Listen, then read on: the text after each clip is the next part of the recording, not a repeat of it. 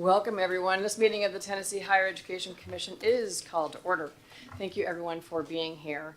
We're first going to call roll, and we are so lucky because we can do the voice vote or voice call today, so as opposed to having to go individual. So I will actually pass it on to you, Madam Secretary. Chairwoman Scarlett, Here? Commissioner Allman, Here. Commissioner Matlock, Commissioner Perry, Here. Commissioner Rader, Here. Commissioner Ragsdale, Here. Commissioner Stafford, Present. Commissioner Van Epps, Here. Commissioner Wood, Here. Secretary Hargett, Here. Treasurer Lillard, Here. Commissioner Morrison, Nathan James here. Comptroller Mumpower. Here. Chairwoman, you have 12 members present and 11 voting members present. Wonderful, thank you so much. Our first agenda item is to adopt the agenda for today's meeting. I propose that we amend the agenda as follows. We move the system report to immediately following the chair's report, if that's okay, and bump the consent calendar item to be the first item on the regular calendar following a conversation in the Access, Academics, and Student Success Committee. We just want to learn a little bit more about the post-state authorization. Thought it'd be a good information piece for everyone to hear. And then we also, on the regular calendar, item 4 to transmission, the 2024-2025 proposed operating budgets. With no questions or objections, I'll entertain a motion and a second to adopt the agenda as mentioned. So moved. With no objection, we'll take roll call vote. Nope, voice vote, we just said that. All in favor? Aye. Any opposed? Okay, motion carries. Next item is public comment. Dr. Gentile. Chairwoman, there's been no public comment request. Okay, thank you. First up, we have the approval of the minutes. No questions or objections. I will entertain a motion and a second for the minutes from May 16th, 2024. Second. With no objection, all in favor? Aye. Any opposed? Motion carries. Well, thank you all for being here today. Big thanks to Chancellor Tidings and for TBR for hosting the THEC meeting here today and also our committee meetings yesterday. Thank you very much. I do want to give a thanks. We have a lot of new faces sitting up here. I want to give a special thanks to Mayor A.C. Wharton, Dakasha Winton, Pam Coben, Evan Cope for their service, and Jay Moser, may he rest in peace. They've provided years of support for this commission and great voices. I do want to welcome our 5 new members. First, we have Will Perry from Memphis. Commissioner Perry is a lawyer with Butler Snow, a former Chancery Court judge, taught 8th grade after graduating from Wake Forest University as an adjunct professor at the University of Memphis Law School. Thank you and welcome. Charles Wood from Chattanooga. Commissioner Wood has served as the president and CEO of the Chattanooga Chamber of Commerce since 2023. And prior to that, he was the vice president of economic and talent development. Welcome. Thank you for being here. Next up, we have Mike Ragsdale. Mayor Ragsdale began his career at Pellissippi State Community College in admissions and later became the Dean of Administrative Affairs. From 2002 to 2010, he served 2 terms as Knox County Mayor, where he helped launch Knox Achieves, which eventually transitioned into Tennessee Achieves, which we all know about, and he also sits on the board. So thank you for being here, Mayor. John Rader. Where are you, John? There you are. Commissioner Rader served as Deputy Counsel to Governor Haslam from 2011 to 2015, before serving as counsel for the Senate Foreign Relations Committee under Chairman Bob Corker, and most recently, as Chief of Staff for Senator Bill Hagerty. He now serves as a visiting fellow at the Hoover Institution, a partner at Affinity Partners Global, and senior counselor at Palantir Technologies. We've got a lot going on, so thank you and welcome. Last but not least, Matt Van Epps from Nashville. Commissioner Van Epps previously served in the Lee administration as Deputy Operating Officer, and prior to that with the Department of Transportation. In 2023, he left state government to be Senior Vice President of Operations at Main Street Health and now consults with BHA Strategy. A West Point graduate, Commissioner Van Epps served with the U.S. Army from 2007 to 2015 and currently serves the Tennessee National Guard. Thank you for service. I also think probably probably one of the more important roles he has is relatively new. He's a dad to a new baby girl, only a month old as of today. So congratulations. We are still lacking a student representative on the commission. We hope to have that spot filled by our next meeting in November. You all have gone through some really intensive onboarding. I do remember it. There's a lot of information that was given to you, in some cases thrown at you, because it's a lot of information. But as you know, THEC is a coordinating commission providing guidance to our 7 Tennessee universities and the Tennessee Board of Regents, who oversees the community colleges and colleges of applied technology. THEC also facilitates financial support for students and implements the outcomes-based funding formula. I think we all agree that focusing on the student experience is crucial, as it promotes access to and completion of post-secondary degrees, landing in high-growth career opportunities. This ensures students can fully realize the value of their education and by stepping into the jobs of today and tomorrow. In the next 8 to 10 years, areas like manufacturing and construction and healthcare, transportation, computer, and mathematical occupations will open more than 200,000 jobs in Tennessee. As a state, continuing to focus on career pathways for K-12, but also for adults, is imperative for students to access that high-quality credentials that our employers are seeking. Today, Director Gentile will provide us an update on the schedule for the 2025 THEC Master Plan. This plan, will developed in collaboration with the institutions, will aim to guide the Tennessee higher education ecosystem towards an even stronger future. Before we get into the agenda, I'd like to recognize Chancellor Tidings as our host to share some thoughts. And while she's coming up to the podium, I don't know how many of you guys get the Nashville Post, since we're all from all over the state, but TBR, specifically Motlow State and Nashville State, were called out for a couple of programs tied to mining talent and AI and other advanced work. But Michael Torrance from Motlow State has a lot to say in here, and specifically he's partnering with 120 different businesses in the work that he's doing at Motlow State. And then also at Nashville State Community College, they're partnered with Tractor Supply Company, and they have been partnered for a while, where students get to work at Tractor Supply while also going to school. And there's recently a Google announcement too. So there's a lot of great things happening at TBR, and we appreciate you welcoming us to your boardroom here. Absolutely, and we are honored. Oh, sorry about that. We're honored to have all of you here today visiting in our boardroom, and it is my pleasure to give you a brief update on the Tennessee Board of Regents and the things that we've been up to since you were here last year. For those of you that are new to the board, I am going to do just a little bit of our foundational talk, and that is our mission statement. And it's very easy to remember because it is student success and workforce development. It's built on the pillars that you see here of open access, completion, and community and workforce development.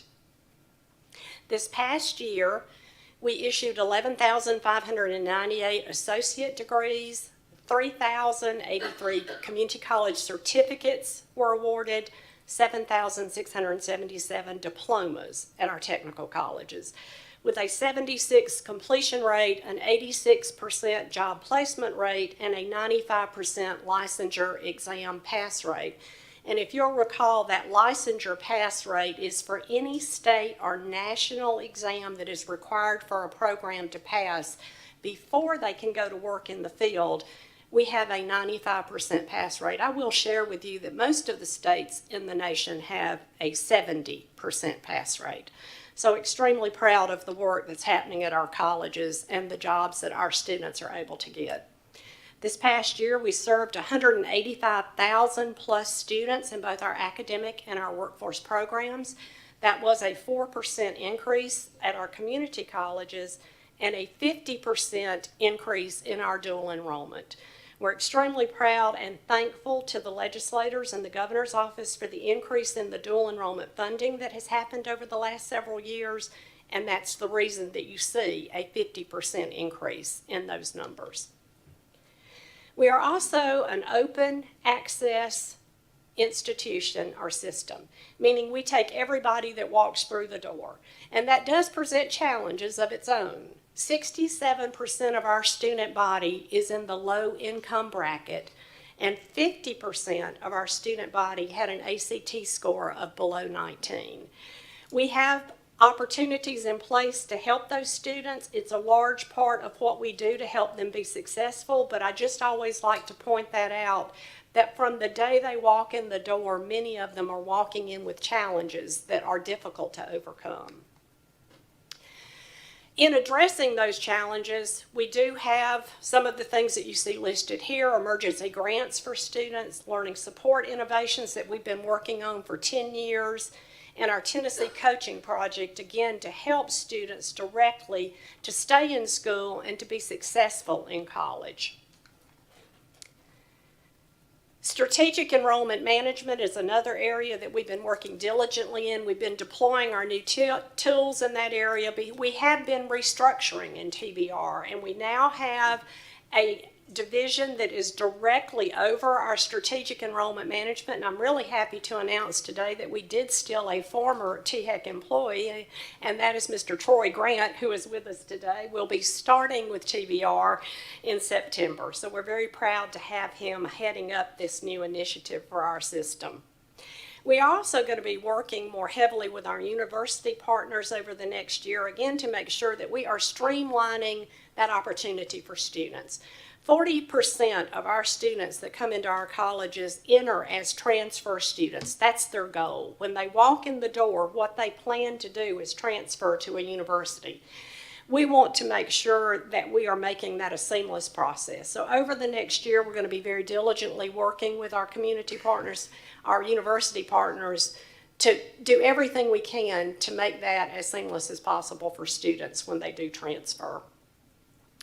We have also been, for the last 2 years, doing what we called reimagining the community college experience.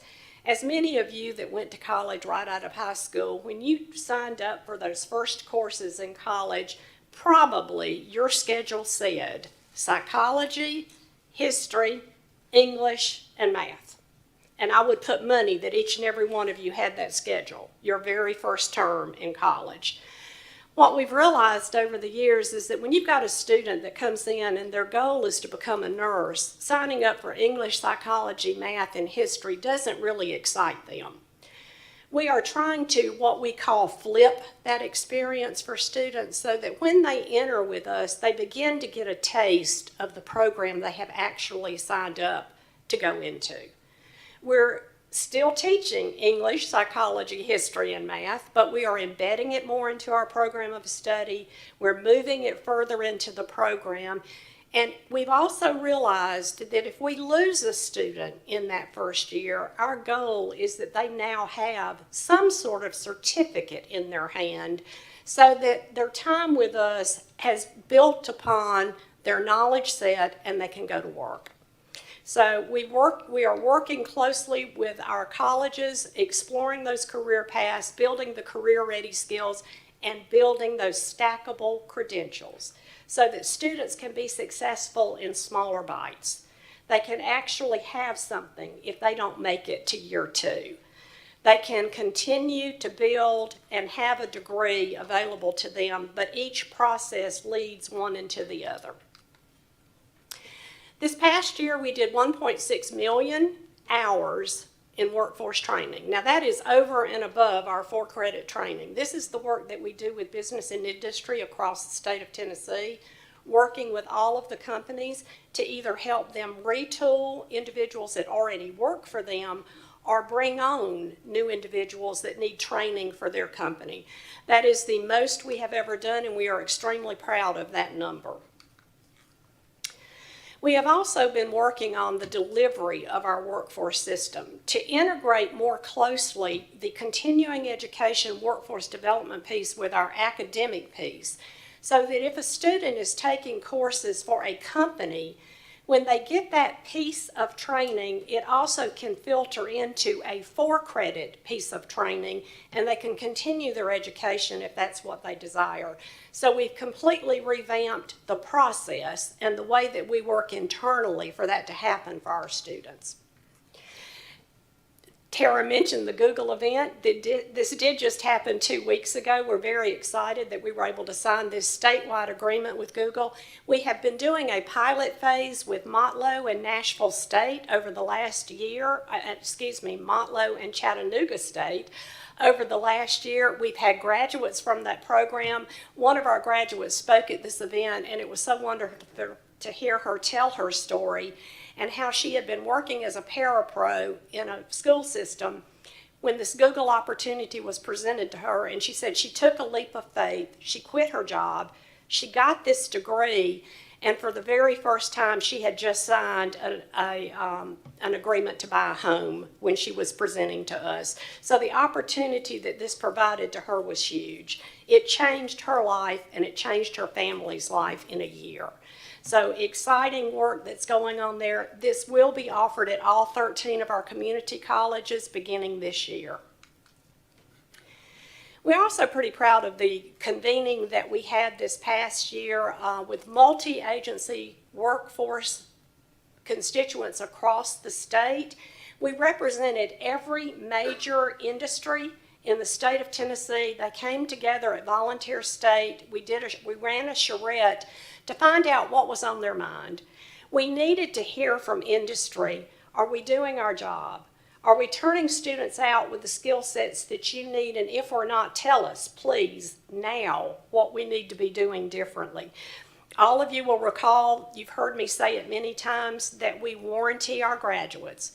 If a student, when they graduate from one of our programs, if within 1 year, an employer says, well, they really can't do what you said you trained them to do, we will take them back and retrain them for free. We've had 0 claims still to date. In order for that to continue, we need to make sure that we're still hearing from business and industry. The governor came, he addressed the group, he talked about the value of the degrees that our students were receiving, and he encouraged the group to be honest and open with us. We got great feedback. We got some areas where we are going to strengthen some things that we're doing, but again, it's that partnership with industry that allows us to be successful for our students.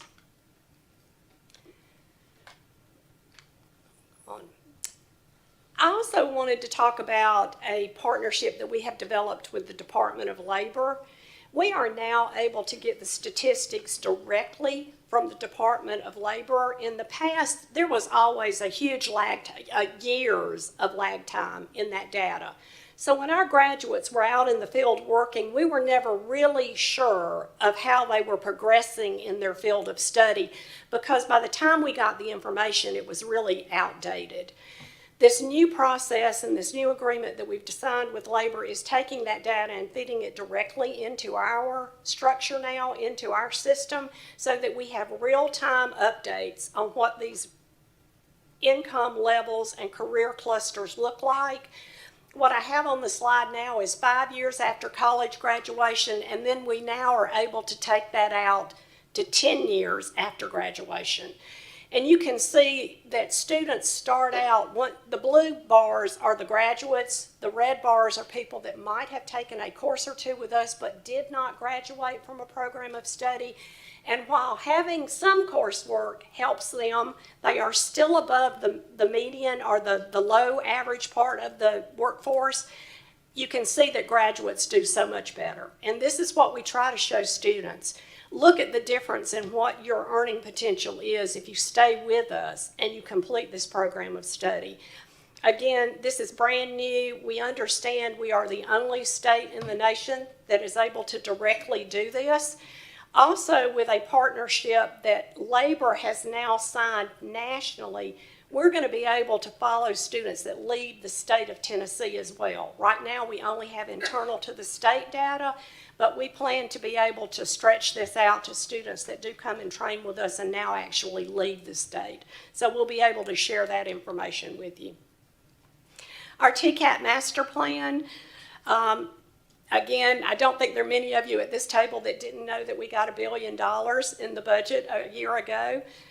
That completely wiped out our TCAP master plan. It put every single project that we had in the plan in play. I am so proud to tell you that today We are still on time and on budget, and every one of those projects are under design and contract at this moment in time.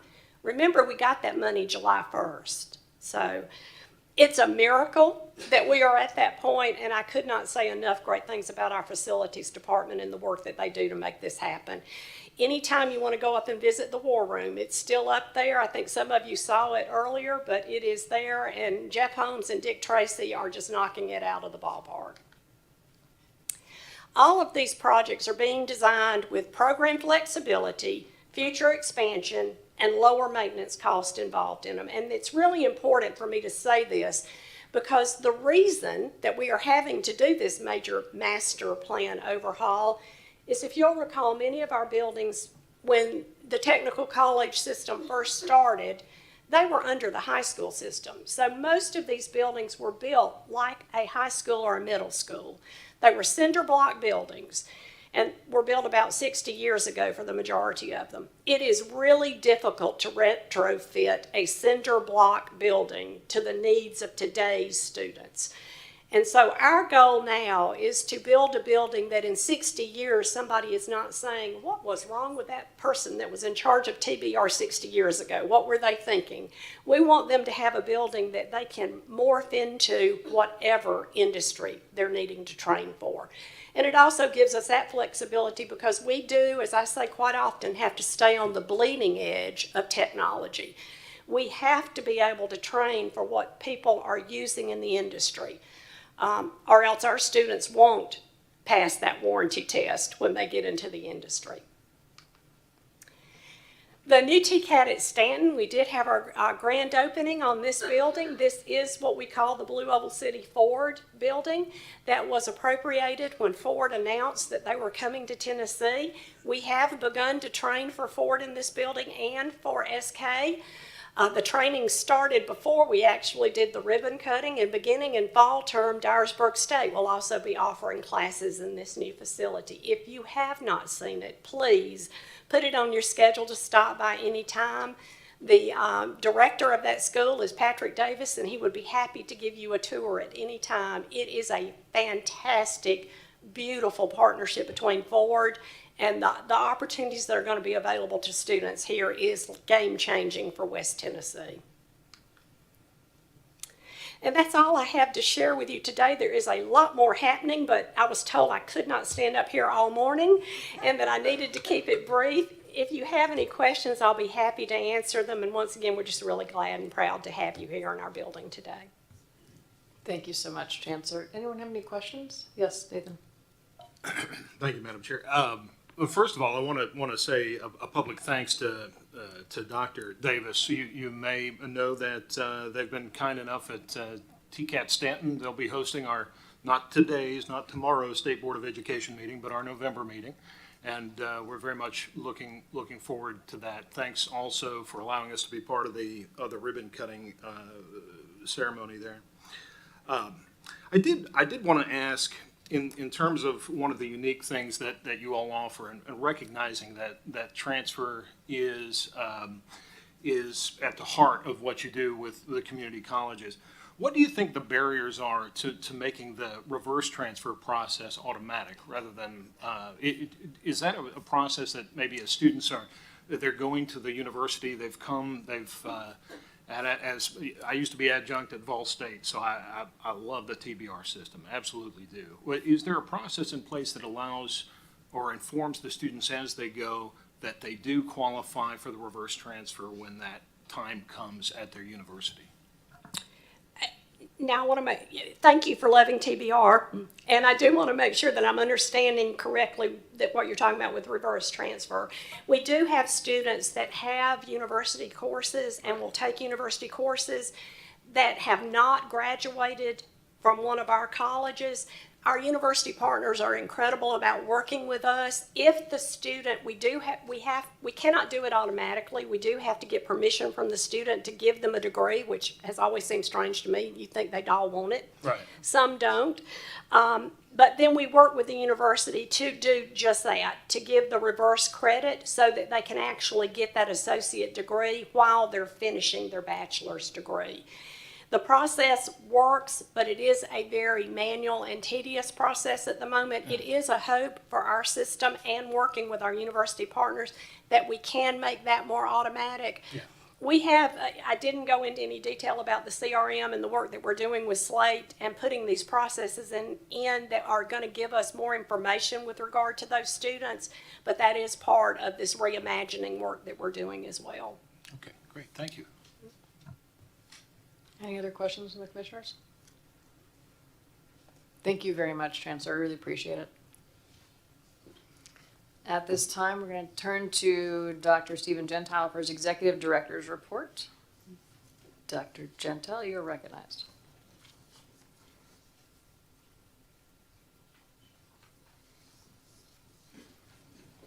All right, good morning, everyone. So many new faces here, so many other faces out in the crowd today. I want to take a moment to recognize the amount of presidents that we have in the room today visiting with us. We have, and by the way, Commissioner Stafford was laughing at me for frantically writing this down as I saw people walk in. But I want to recognize Dr. Ron Johnson, interim president of Tennessee State University, here in the front row. You'll hear later from President Licari of Austin Peay State University and President Chris Whaley of Roane State Community College as well. We have Chancellor Dondi Plowman from UT Knoxville, Chancellor Linda Martin from UT Southern. We have President Bill Hardgrave from University of Memphis. You heard from Chancellor Flora Tidings and, of course, President Randy Boyd from University of Tennessee. And I'm sure I'm forgetting someone, and I apologize for that. But we also have in the audience, I want to take a moment to recognize him, Claude Presnell, president of THEC, and a force for higher education in Tennessee and a force for higher education in the nation. When I learned I was going to be interim president about a year ago now, one of the first meetings I had was with Claude Presnell, eager to soak up all the wisdom and knowledge he had, looking forward to working with him in this new capacity. And at that lunch, he also told me his time would be short with THEC as he wants to travel the world himself and take a step back away from his role at THEC. However, he'll be nearby the whole time, and I've got his cell phone number, and I will call him all the time, perhaps. But Claude entered higher education as a first-generation student, a Pell recipient. He, like others in this room, started off in admission financial aid, and has grown to be an expert in the nation, serving in many different capacities at the federal level and the state level, serving on the THEC board on our organization for the last 28 years. He's a fierce advocate for Tennesseans, for private institutions, for public institutions as well. I just want to take a moment to recognize Claude. Thank you, sir.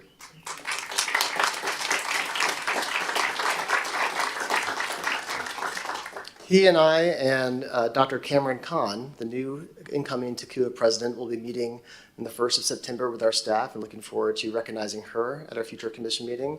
She's a native of Dyersburg, Tennessee, and is currently at the Baptist Health Science Center. We look forward to working with her in the future. As always, I want to recognize new staff, and we have a couple in the room with us today. If you can stand when I call your name.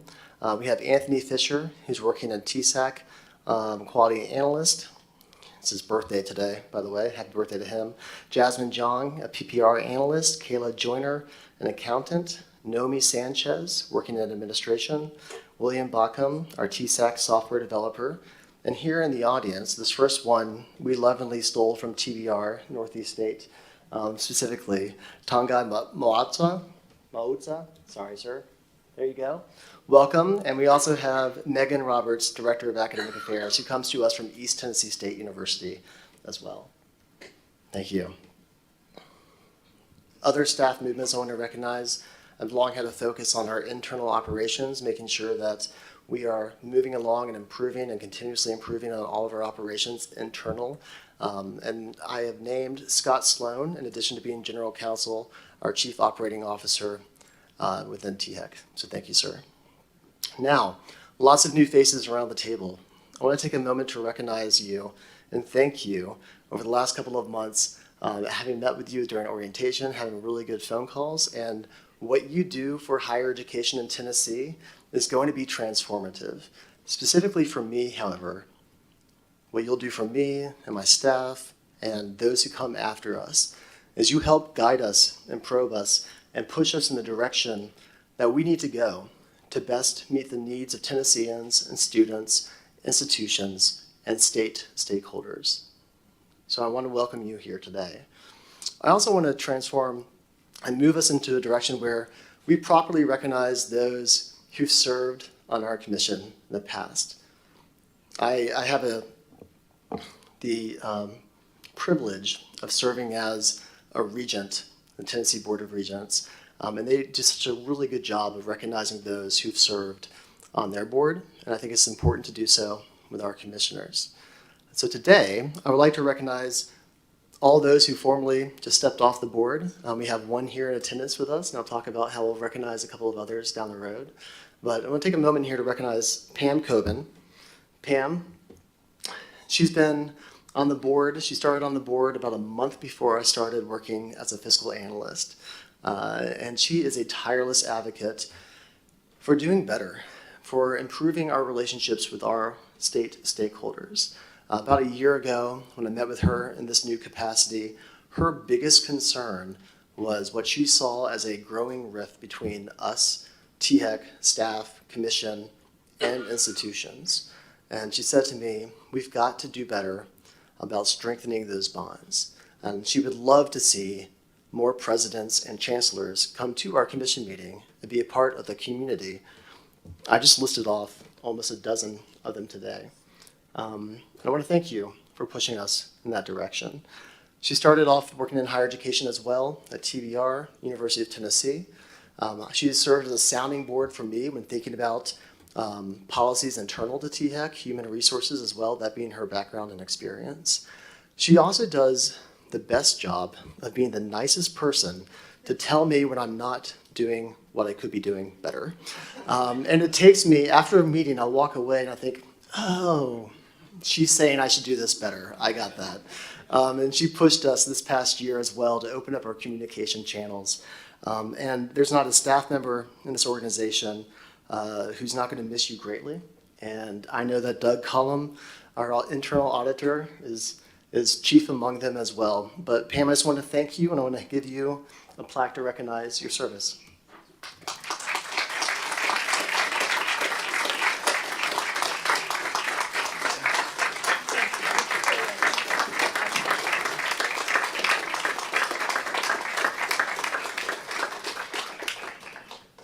And she told me earlier that she served on this commission for a long time, that she intends to leave as soon as possible. And that's the remainder of this as well. I want to recognize Evan Cope, who couldn't make it today. We'll send him a plaque as well. He started off on the commission right before I started as an intern 11 years ago, 11 and a half years ago. In fact, I sat through his orientation for my own orientation. I got to know him better through conferences that we traveled with together to Lumina in Indianapolis, getting to know him and his family and their background and his interest in higher education. He served as chair for about 6 years, 7 years as well, and dedicated a lot of time to moving this organization forward, and we are going to miss him as well. DeKasha Winton moved on to be the chair of Tennessee State University, and President Johnson is working with her on the daily, I believe, and I think, in fact, my communication with DeKasha Winton has increased since she took on her new board membership. And she always asked in our calls privately, but also publicly, how are these institutions doing? Are they serving the students well? What do they need from us? Always forefront of her mind, those institutions. And then A.C. Wharton, we're going to recognize him at the November commission meeting when we're meeting in West Tennessee. He's been traveling here for board meetings for 38 years, having served on the commission. I wanted to give him a break and a rest, and not drive here. We'll see him in November. I look forward to properly doing so then. And finally, Jay Moser, who did sadly pass away just a couple of months ago. I want to thank my staff for initiating this, where we're able to fly the Tennessee state flag above the Capitol and send that on to his family in recognition of his service to us as well.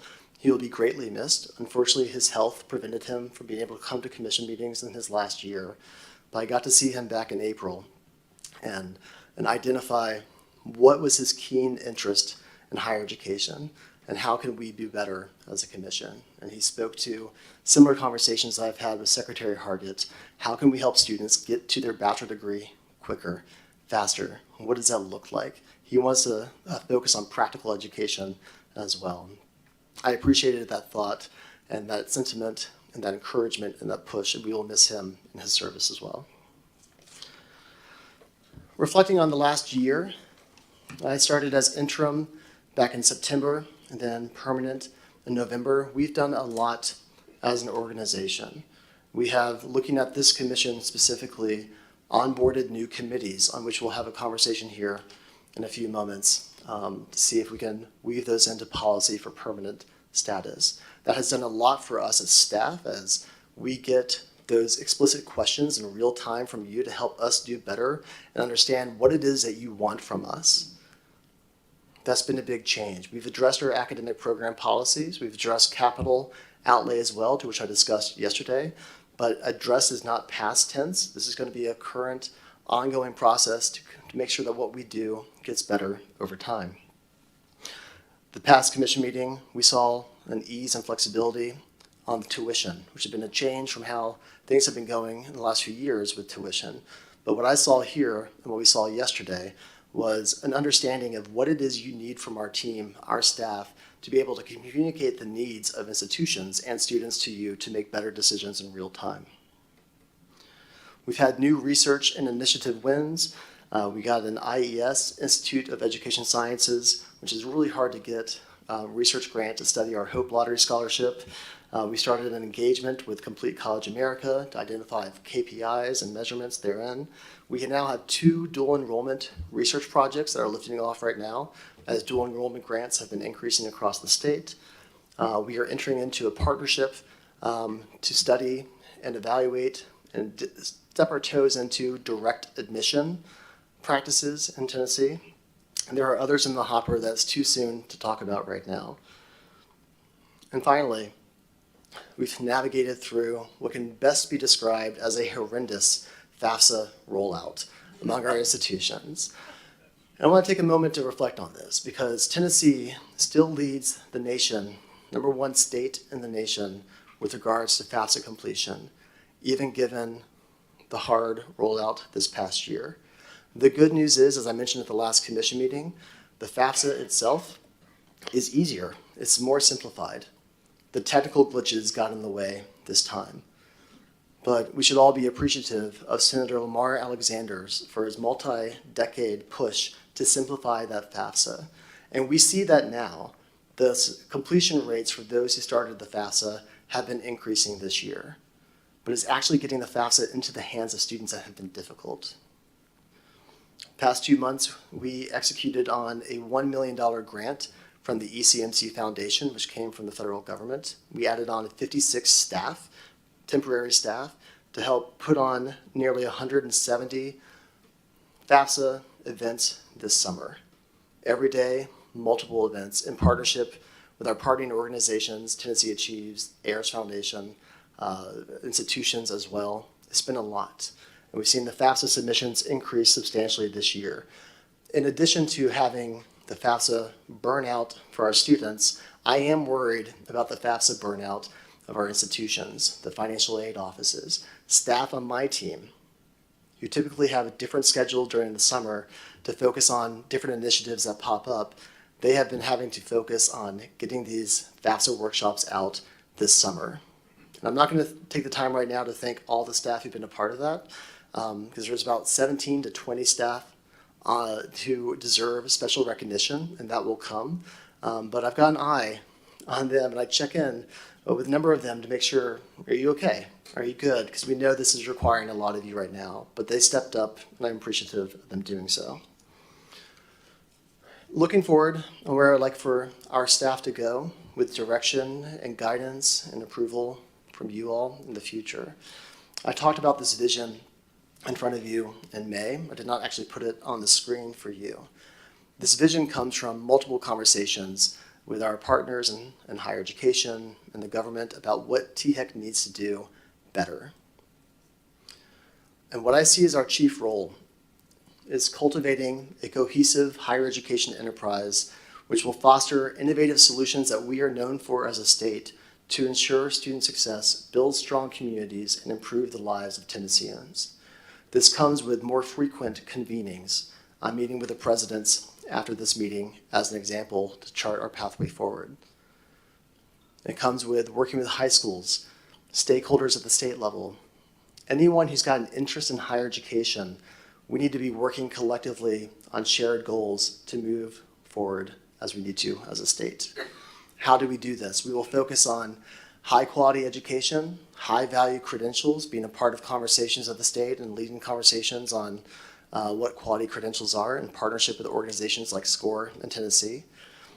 To be able to recognize that when we have 8 different governing boards, conversations about reverse transfer pipeline, going from TCATs to community colleges to universities, focusing on seamless alignment between those institutions, we need to lead that effort.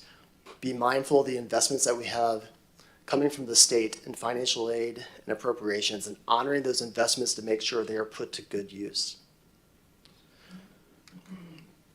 And then finally, what are the tools in our toolkit to make this happen?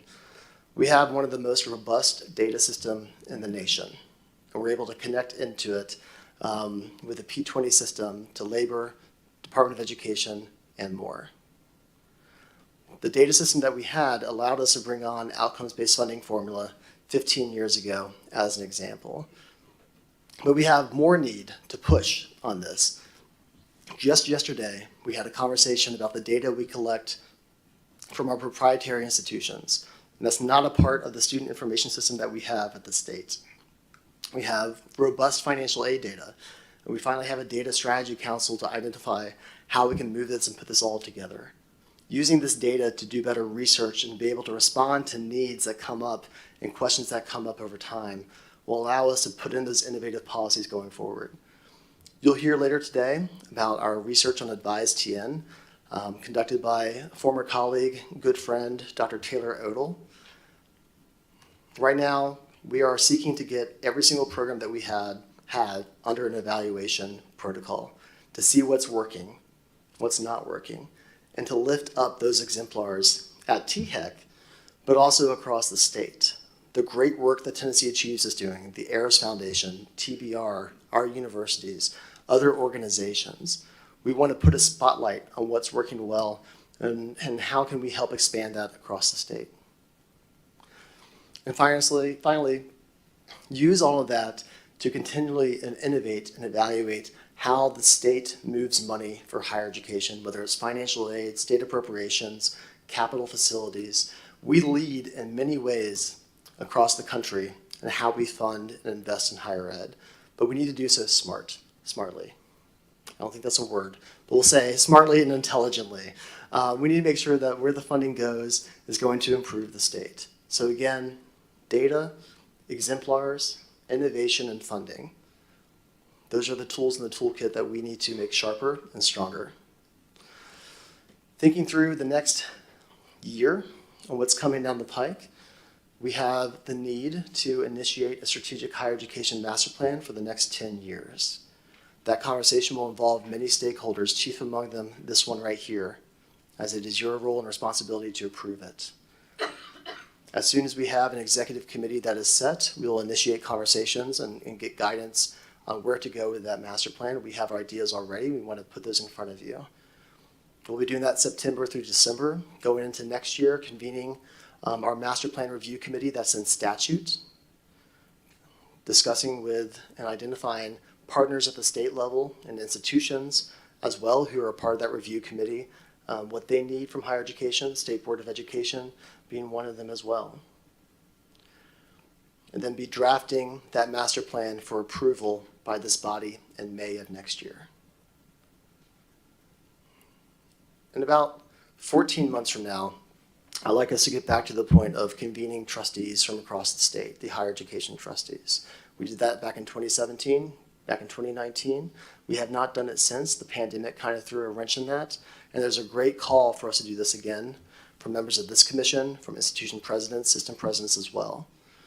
And that will be the capstone to our year of master planning. With that, Chairwoman Scarlett, I yield my presentation. Thank you. Thank you so much, Dr. Gentile. Clearly, we have a lot coming up over the next year. Yes. We're going to move to our first item on our agenda, which is the post-secondary education authorization. There's two parts to this agenda item, and without objection, we will vote on them as a set. Dr. Stephanie Bellard-Chase, Senior Director of Post-Secondary State Authorization, will provide an overview of the post-secondary education authorization and then answer any questions. Dr. Bellard-Chase, you are recognized. Thank you, Madam Chair, members of the commission. Good morning. So today what I'm going to do is talk a little bit about the initial authorization process, what the steps the institutions have to go through to get to this point for your vote, and just an overview of the students that attend those institutions. Do we want to vote now or at the end, Chairman? I think probably, let's go ahead. Yeah, why don't you go ahead and present so everyone has an understanding of what you do.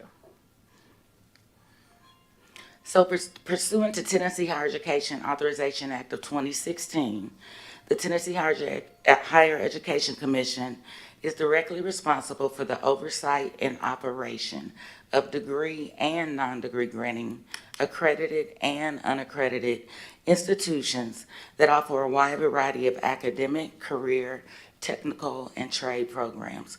So basically, the institutions that are authorized by the commission offer everything from truck driving to PhDs and everything in between. So I want to just take a moment to tell you the difference between authorization and accreditation. A lot of people, well, a lot of the schools try to intermingle the terms, but they are quite different. Authorization is approval of a post-secondary educational institution by the commission for that institution to engage in operations that are otherwise prohibited by law. Authorization is for a specified time at a specified locations, and institutions are prohibited from saying that the commission accredits them or endorses them. Authorization is required to legally operate in Tennessee as a post-secondary educational institution unless an exemption applies, and authorization is minimum standards. On the other side, accreditation is a non-governmental peer evaluation of post-secondary educational institutions and programs by private educational associations. And basically, the criteria that the accreditors set determine whether or not institutions or programs are operating at a basic level of quality. Accreditation is voluntary, where authorization is required. Also, you generally have to be authorized 1 or 2 years before you can start the accreditation process. And the commission only recognizes accreditors that are recognized by the U.S. Department of Education. I'll stop there. Are there any questions? All right, so there's two types of authorization in Tennessee. There's regular authorization and there's optional expedited authorization. Regular authorization is for unaccredited and accredited institutions, but only accredited institutions can seek OEA. So this is the process the regular institutions have to go through. They have to attend the initial authorization training. We hold that training quarterly. And the purpose of that training is to help them get through the application, explain the minimum standards to them, and answer any questions that they may have.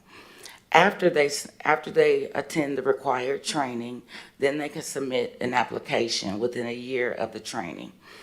If they submit an application and it's incomplete, let's say it's missing financial statements or it's missing a bond, then they get an email letting them know that their application is incomplete and they have 30 days to make it complete. If after 30 days the application is not complete, it is withdrawn. Once we receive an application and it is complete, we do a thorough review. And they must meet the minimum standards for authorization. So a few of the minimum standards are the institutional director. We verify that they meet certain educational or experience qualifications. The instructors have minimum qualifications that they have to meet also. We verify the institutional ownership. For facilities, They have to have at least a year lease from the date of application or show proof of ownership of the building where the training will take place. They have to submit financial statements, which include pro forma and a balance sheet. If they are operating in another state, they must submit their license or authorization in that state. We want to make sure that if they're coming here, they're operating legally from the state where they are. They have to have an institutional surety bond, evidence of a business account, and they also have to have pre-enrollment disclosures. So when a student comes in to a regularly authorized institution, the first document they should receive is called a transferability of credits. It's in the statute. It has to be 16-point font. And basically what it says is that as a student, I realize the credits or contact hours that I get from this institution may not transfer. Therefore, if I know I want to go further my education after this, I'm going to go check with that school first before I enroll in this institution. The next pre-enrollment disclosure is a pre-enrollment checklist where the student has to verify that they've received the catalog, the handbook, they've done a tour of the institution, whether it be in person or virtual, and that they understand the rules and regulations of that institution. And then the enrollment agreement that has the program that they're enrolled in, how much the tuition is, how much the other fees are. It also has the refund and cancellation policy in it. Additionally, regularly authorized institutions have to submit their institutional catalog to us. And some of the policies that have to be in that catalog are the complaint policy, the refund and cancellation policy, and academic progress policies. And then each regularly authorized institution has to submit at least one program registration request. And that is where we work in concert with other state agencies. So if you have a nursing program, a massage therapy program, dental, whatever it may be, we have to receive a letter from that board letting us know that any student that graduates from that program can sit for licensure. Okay, so that is the minimum standards for RA. Once they meet the minimum standards, we do an institutional site visit. So we actually go to the institution, and of course, if it's a heavy equipment program like HVAC, we verify that the equipment is there and it's operable, and that all the other equipment they listed is there. We look at the facilities and make sure it's appropriate for students. After all that is complete, then I make a recommendation to Dr. Gentile that the institution receive provisional authorization. At that point, they can start operating, advertising, etc. Once they get the provisional authorization, then the last step is to come before this body to be ratified. And those are the items on the agenda today. After the institutions are ratified by the commission, then they have one additional training that they must attend, which is the post-initial authorization training. It'll actually be tomorrow. And basically what that does is let them know the expectations per the rules and statute of how to operate their institution as far as advertising, etc. In most instances, this process can take 3 to 6 months. Additionally, every year, the institutions have to recertify to either comply, to show us that they're still complying with the laws and rules. And if an institution does close, then we assist the students with placement. The closures lately, they've taught all the students out before they close. But in the instance that an institution closes and students are still enrolled, excuse me, we do have a mechanism in Tennessee called a tuition guarantee fund, which Treasurer Lillard is the chair of, and it helps make students whole if they are hurt by these institutions. I'll stop there if there aren't any questions. Any questions? Is there any differentiation for the process, whether it's credit or not credit, or for-profit or not-for-profit? No. All institutions are treated the same. Okay, so the next type of authorization is optional expedited authorization. And for this, you have to be accredited, and you have to meet the financial standards of your accreditor, and you have to be in good standing, if you're Title IV eligible, good standing with student aid. All right, so because they are accredited, the purpose of this statute when it was created in 2016 is to give deference to the accreditor. So for OEA, their process is not as stringent. They don't have to go to training. These are usually big universities that are already operating and used to what they need to do for students. So some of the minimum standards for the OEA institutions is that we do verify the institutional ownership. Of course, they have to submit proof of accreditation. On their website, they have to have the cost of attendance, transfer of credit statement, any articulation agreements that they may have with institutions in Tennessee, and their most recent federal student cohort default rates. They also have to have an institutional surety bond, and if they're operating in another state, show proof of authorization or exemption. Also, with these institutions, although we do not approve each single program like we do for regularly authorized institutions, they also have to submit verification from subject matter expert boards, letting us know that their students can be licensed when they finish these programs. Any questions? Okay, so this is just some data about the institutions. Currently, as of July 1st, we had 266 authorized institutions. 199 of them have regular authorization. 56 of those are accredited. 143 are unaccredited. And 149 are for-profit, and 50 are not-for-profit or government. So we have a few other state publics under us, like Troy University in Alabama, University of Nevada in Reno. For the optional expedited authorizations, all of them are accredited, 39 are for-profit, and 28 are not-for-profit. And in fiscal year 23, these institutions served approximately 61,000 students. Just some more data as far as the enrollment. As you see, 67% of the students that enrolled during this fiscal year were over the age of 25, which is considered non-traditional institutions. Non-traditional students. And then over here we have enrollment by authorization. So regularly authorized institutions with no accreditation accounted for 27%.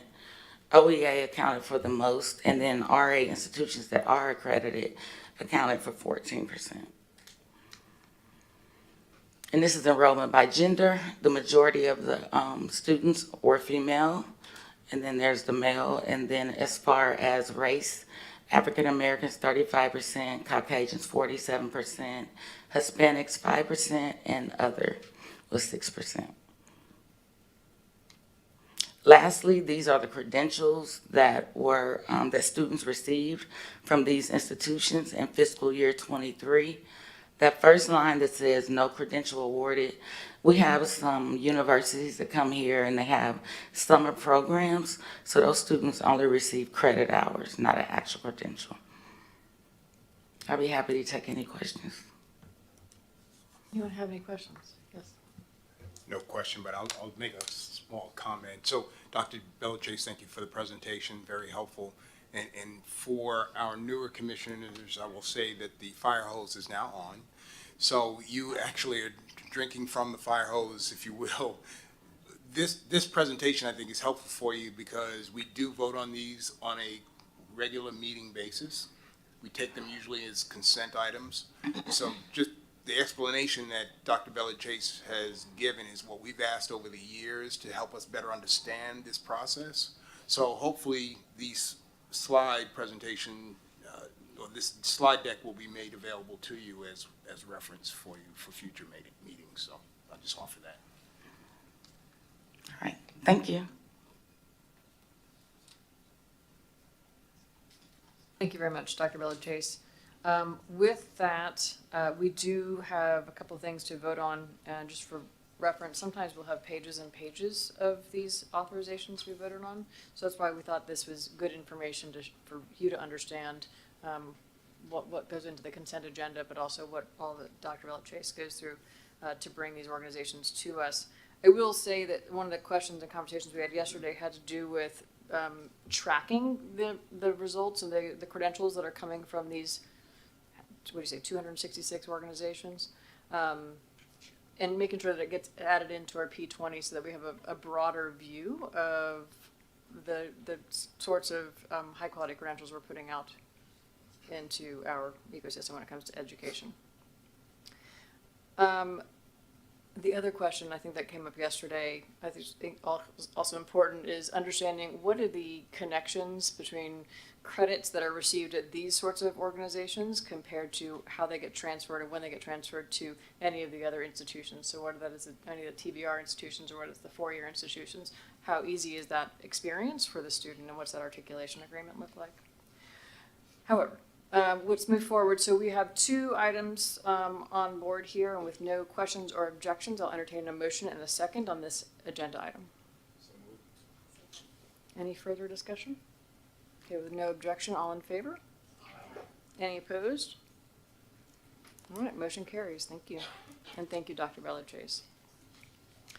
Our next item on the regular calendar is the policy update to our rules of procedure. As you all recall, we've had prior discussions regarding officer terms through meetings of the executive committee as well as our May commission meeting. Today, we are welcoming 5 new members to our commission. We're still looking for our student member. But related to this item, they've not had an opportunity to engage with this as a particular aspect in which impacts the conduct of our business as a board. That being said, I would propose that we discuss and adopt the language that formalizes our committee structure into policy today and hold open discussion for officer terms with our new members so that it'll afford them, for you all, time to understand the information and understand the inputs and how we got to where we are today. As a result, holding that discussion today, staff can then put together an agenda into the appropriate form for consideration for hopefully our November meeting or some later date. So with regard to the next item, we'll move on to officer elections. I would suggest we fill our current East Vice Chair vacancy created by Commissioner Winton's appointment to the TSU board and defer the remaining officer decisions to November, which permits officer selections under new protocol. So open it up for any sort of discussion tied to those shifts in direction. Yes, please, Comptroller. Madam Chair, can you clarify what was Commissioner Winton's position that you're seeking to fill today? She was Vice Chair of the East. She was Vice Chair, just for the record. I think it's important contextually that we have some discussion about the future of the officer structure because it might matter. Unless the person chosen to fill that vice chair seat is willing to serve until the next meeting if we change it then. And I'm happy to go either way. Sure. I do think that it's important for us to fill that East chair. But after that, I would propose that we have a further discussion. If we need to change protocols in November, we can do so. Thank you. So I move that we defer the formal action of an officer terms and today adopt the proposed, I'm sorry, I totally lost my train here.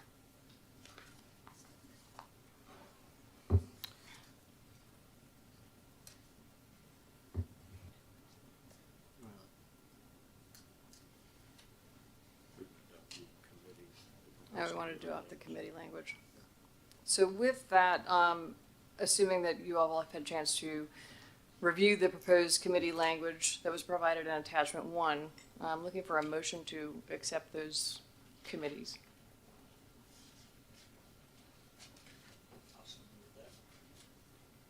Do we have a second? Any further discussion about the committees? Okay, with that, all in favor? Aye. Any opposed? Okay, motion carries.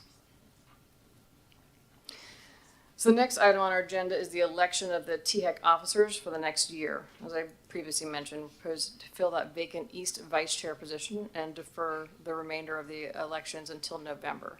I'd like to nominate Commissioner Mike Ragsdale as our East Vice Chair. I'm looking for a second. Any further discussion? Welcome.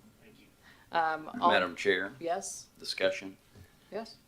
So Commissioner Ragsdale, that'd be quick elevation, nothing you're not used to. If we change the structure of the officer positions at the next meeting, are you willing to serve till next meeting and then something different might happen? Thank you. Thank you, Comptroller. All in favor?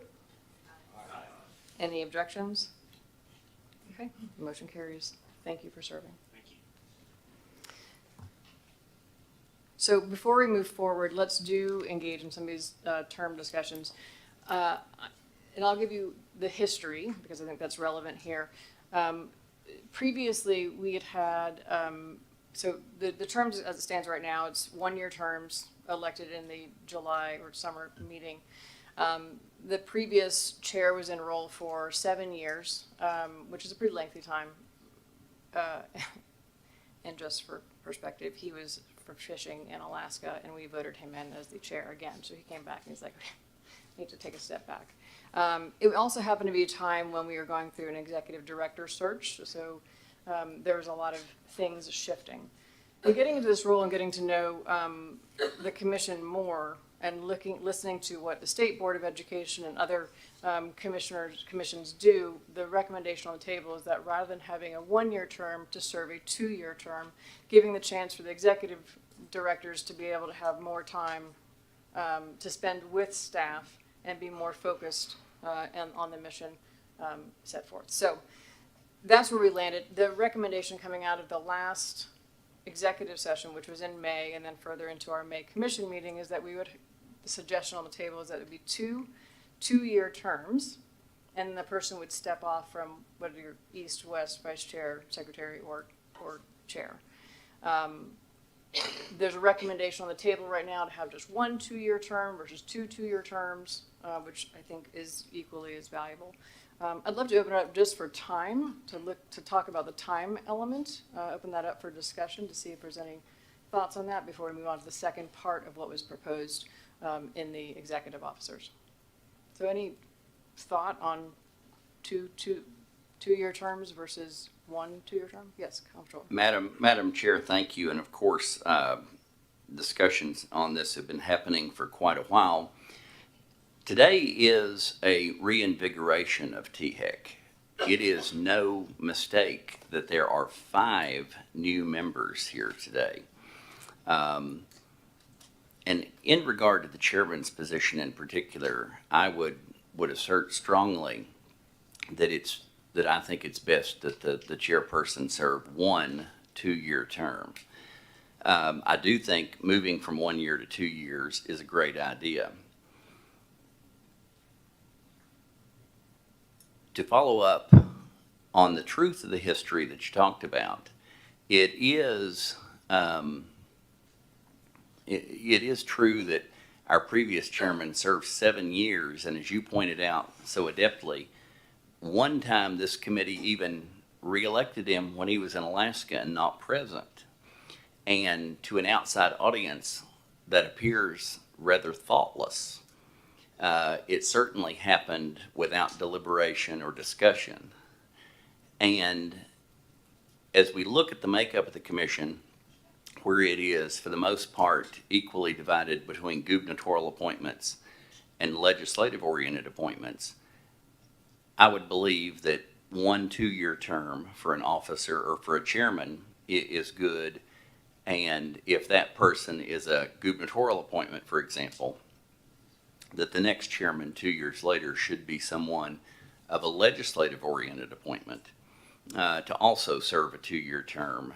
And I may be getting ahead because I know you said let's talk about the time, but it's important to mention both, that we have chair people who serve 1 2-year term, and then it rotates to someone appointed by the other appointing authority.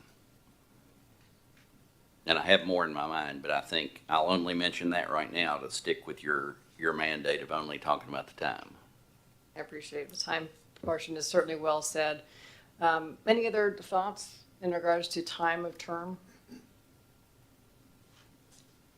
Yeah, I can concur. I think the 2-year term would be an appropriate place to land rather than two-year terms.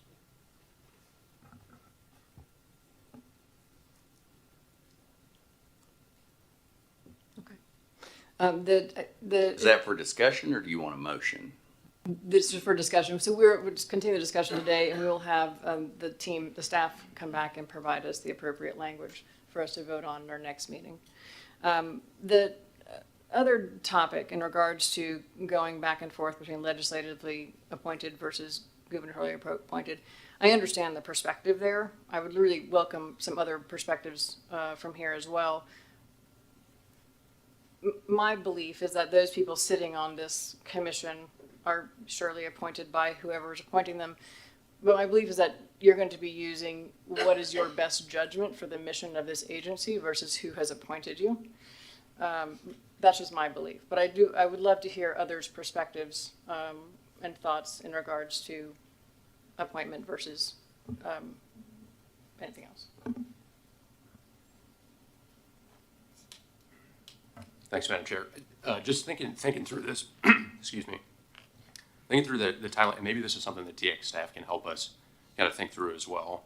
But I think there's a potential. So in the case of a new, so overall, I think the rotation makes sense, and I think there's a potential for a new commission member that, if it's every 2 years, and if board practice is, if best practice is to be a vice chair ahead of being a chair, I know that's maybe just best practice in this, but there's potential that in a 6-year term that someone new alternating between gubernatorial and legislatively appointed, if the best practice is including being a vice chair, would not have the opportunity to serve as a chair, I think, in that 6-year term. So maybe that's something we can just model and take a look at as consideration for that. That's it. Thanks. Something currently this commission does not practice is vice chair moving into chair. I do think there's a lot of value in that approach. Certainly I've seen with other commissions and other boards, but we've just not taken that practice. I think asking the staff to give us some direction there would be valuable. Any other comments? And Madam Chair, again, it with Commissioner Van Epps' question there, it has to be mentioned as well that our current procedures and guidelines also require a geographical diversity among the chairs. I'm one that agrees that having a vice chair that then ascends to chair is a good idea. Having perhaps, again, if the chair is a gubernatorial appointment, then the vice chair is a legislative-oriented appointment, and so on and so forth, and you kind of have that procedure. We would probably need practically to amend the rules about having the east, middle, and west geography in the structure if we did that. And Stephen and I have talked about it. It is a jigsaw puzzle, unlike many I have ever seen on all these state boards that I serve on. So I think we would need to be open to that as well. Thank you.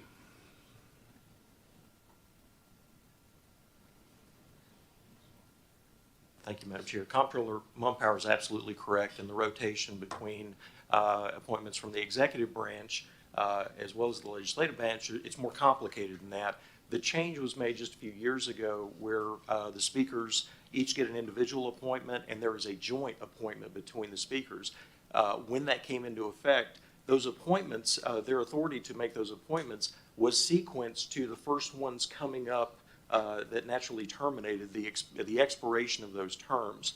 So what we have from the speakers is 2 west seats and 1 east seat by virtue of when those came in and when that appointment authority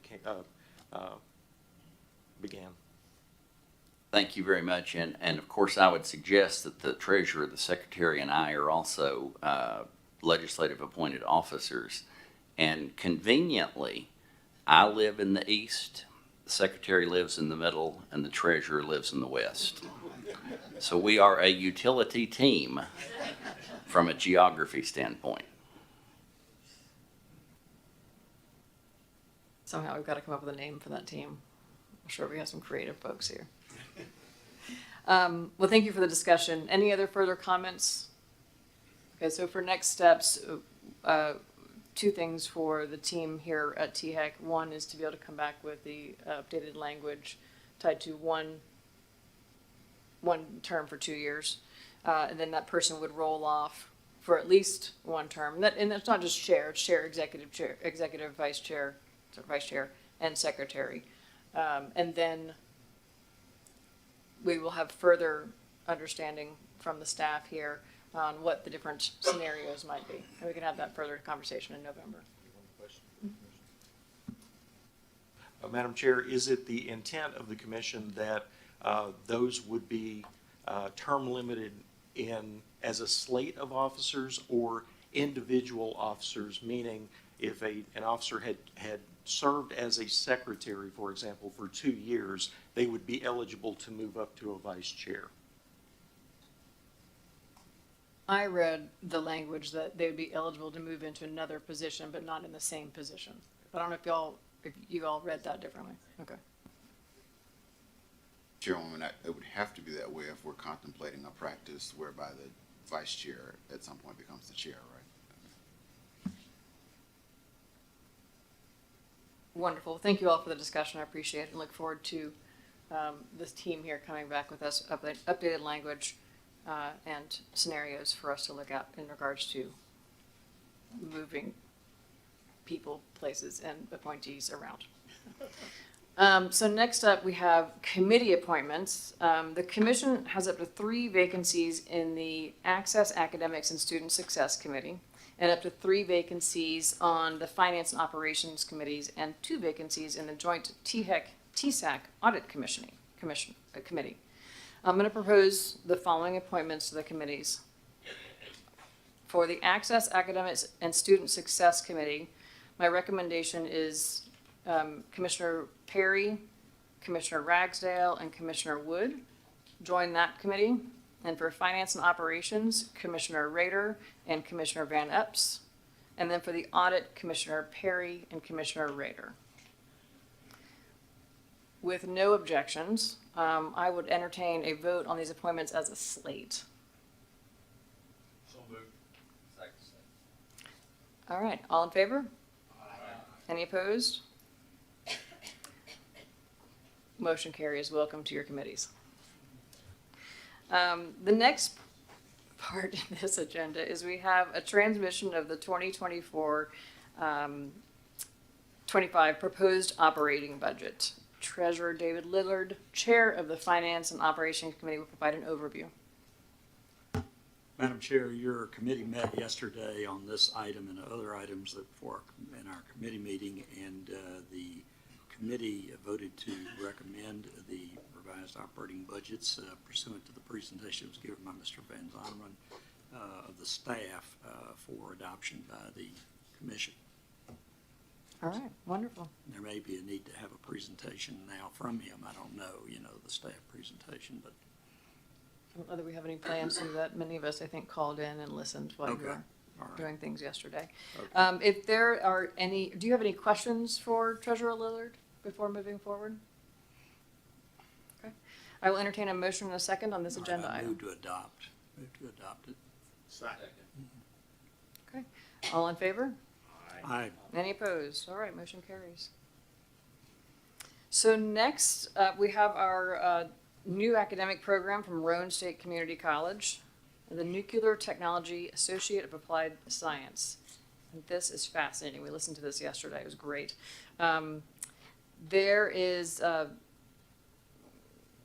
since there's no current chair of the Access Academics and Student Success Committee, I call on Dr. Kate Brackett to provide an overview of the agenda item and the committee's recommendation.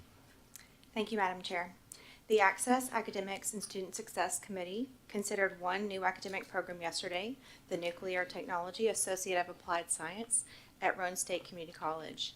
We had 3 representatives from the Tennessee Board of Regents present this program for us. Dr. Daphne Reed, Vice Chancellor for Academic Affairs at TBR, Ms. Alicia Fox, Vice Chancellor for Business and Finance at TBR, and President Chris Whaley, who is President of Roane State Community College.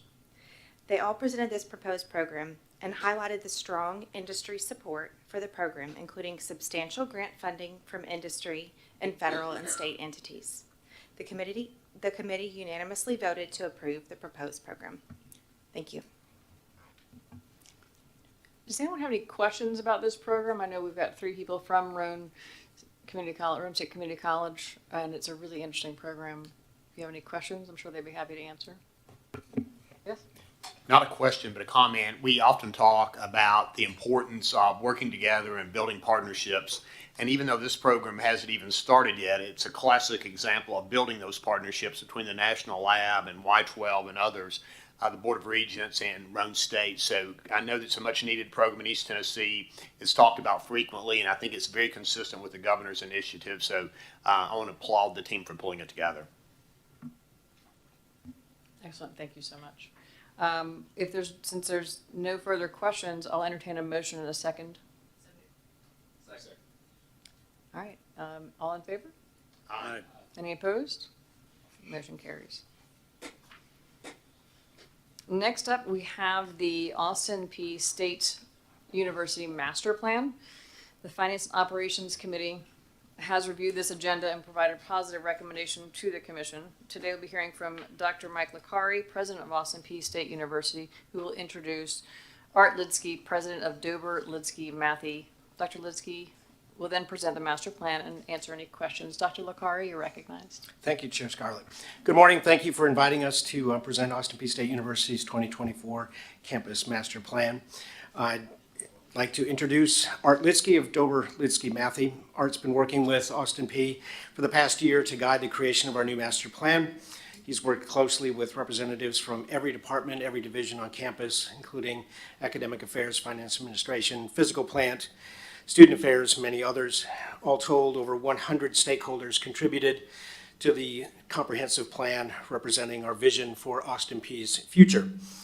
This master plan represents a really exciting opportunity as we continue to grow over the next 10 years, but Austin P has decided that the best course over this 10-year period is to improve existing square footage by renovating and repurposing our buildings, right-sizing classrooms, redistributing space in existing square footage.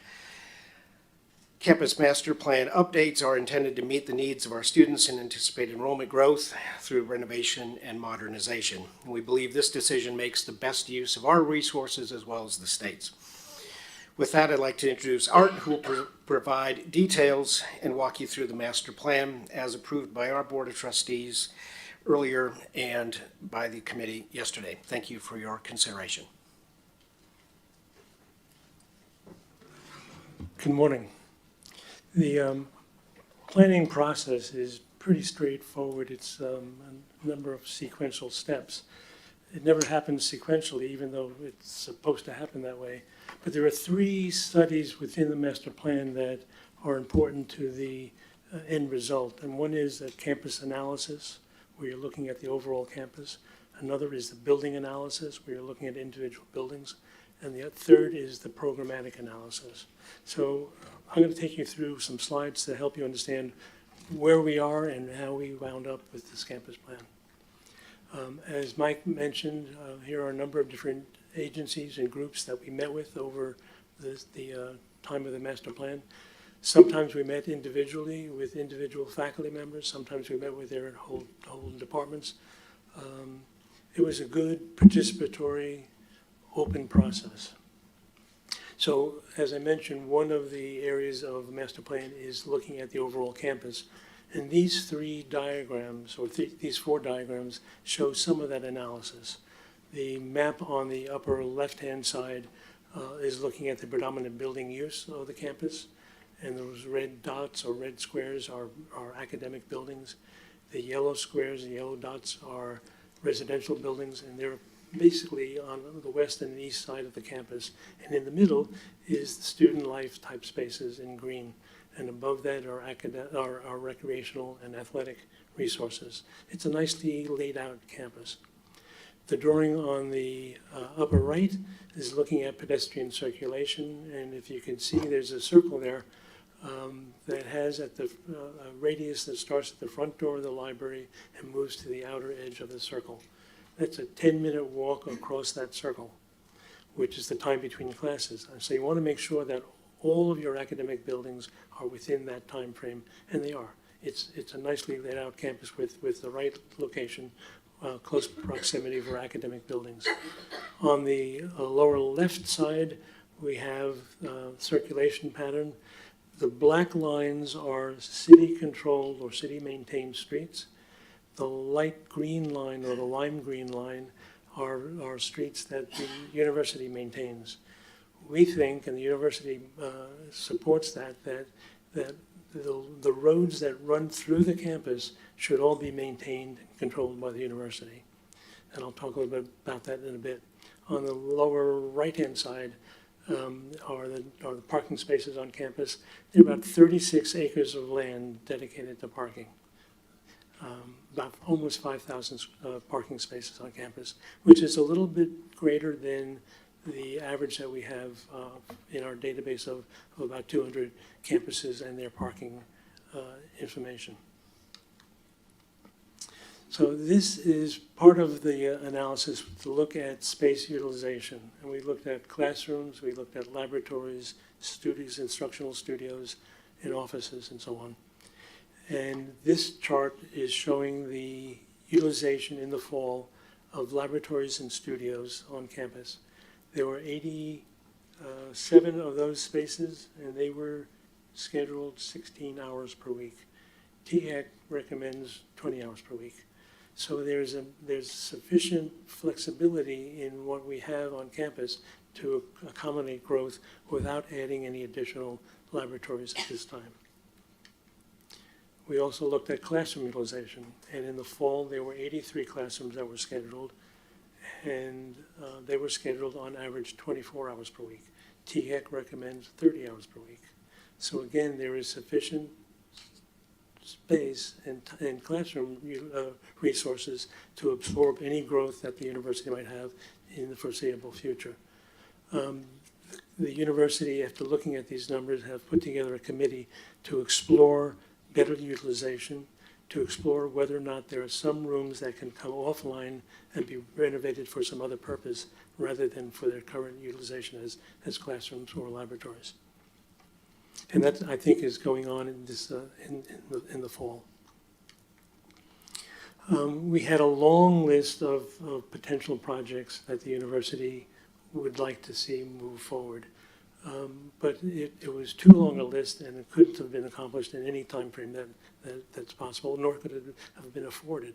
So we asked them to prioritize their long list, and it came down to this shorter list of spaces and projects that they feel are important to the advancement of the university. There are 5 or 6 of them that came out to be really key and important for a positive impact on attraction and retention of students. It improves academic and student life resources. It helps create a vibrant campus, and they're transformational. So these are an important part of the projects that are listed in their priority list. So I'm going to show you the master plan and how it sort of unfolded. Bear in mind that there is very little new construction. There are just basically 3 additions to buildings. Everything else is renovation. So what's important about that is that they want to reuse the space that they have. It removes or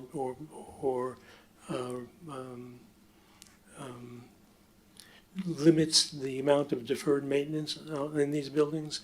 And so it's an important first step to take advantage of what they have today and make better use of them.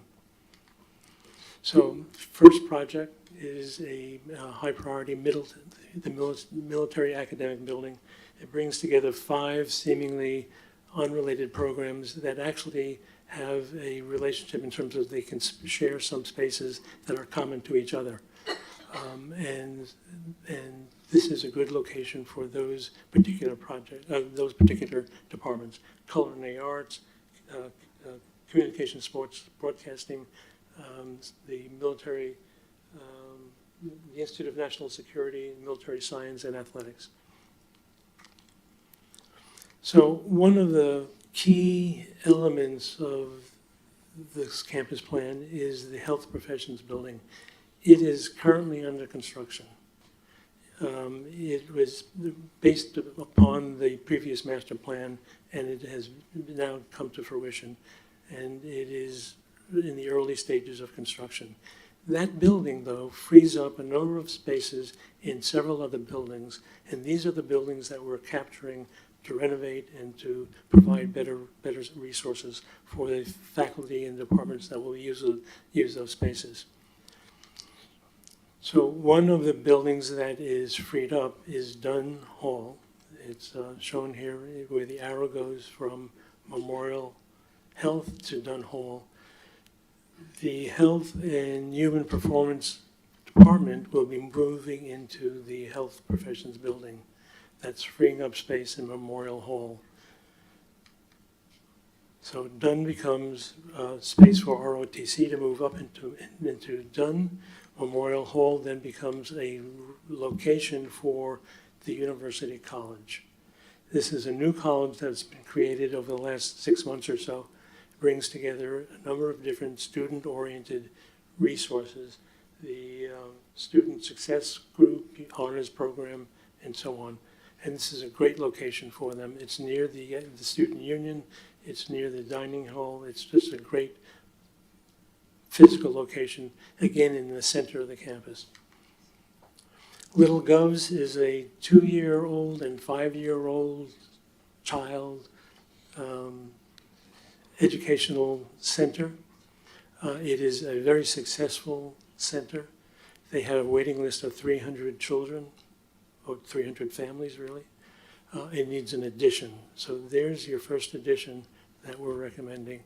It's also related to the College of Education that might want to help create a educational lab as part of that addition and the program that Little Govs has.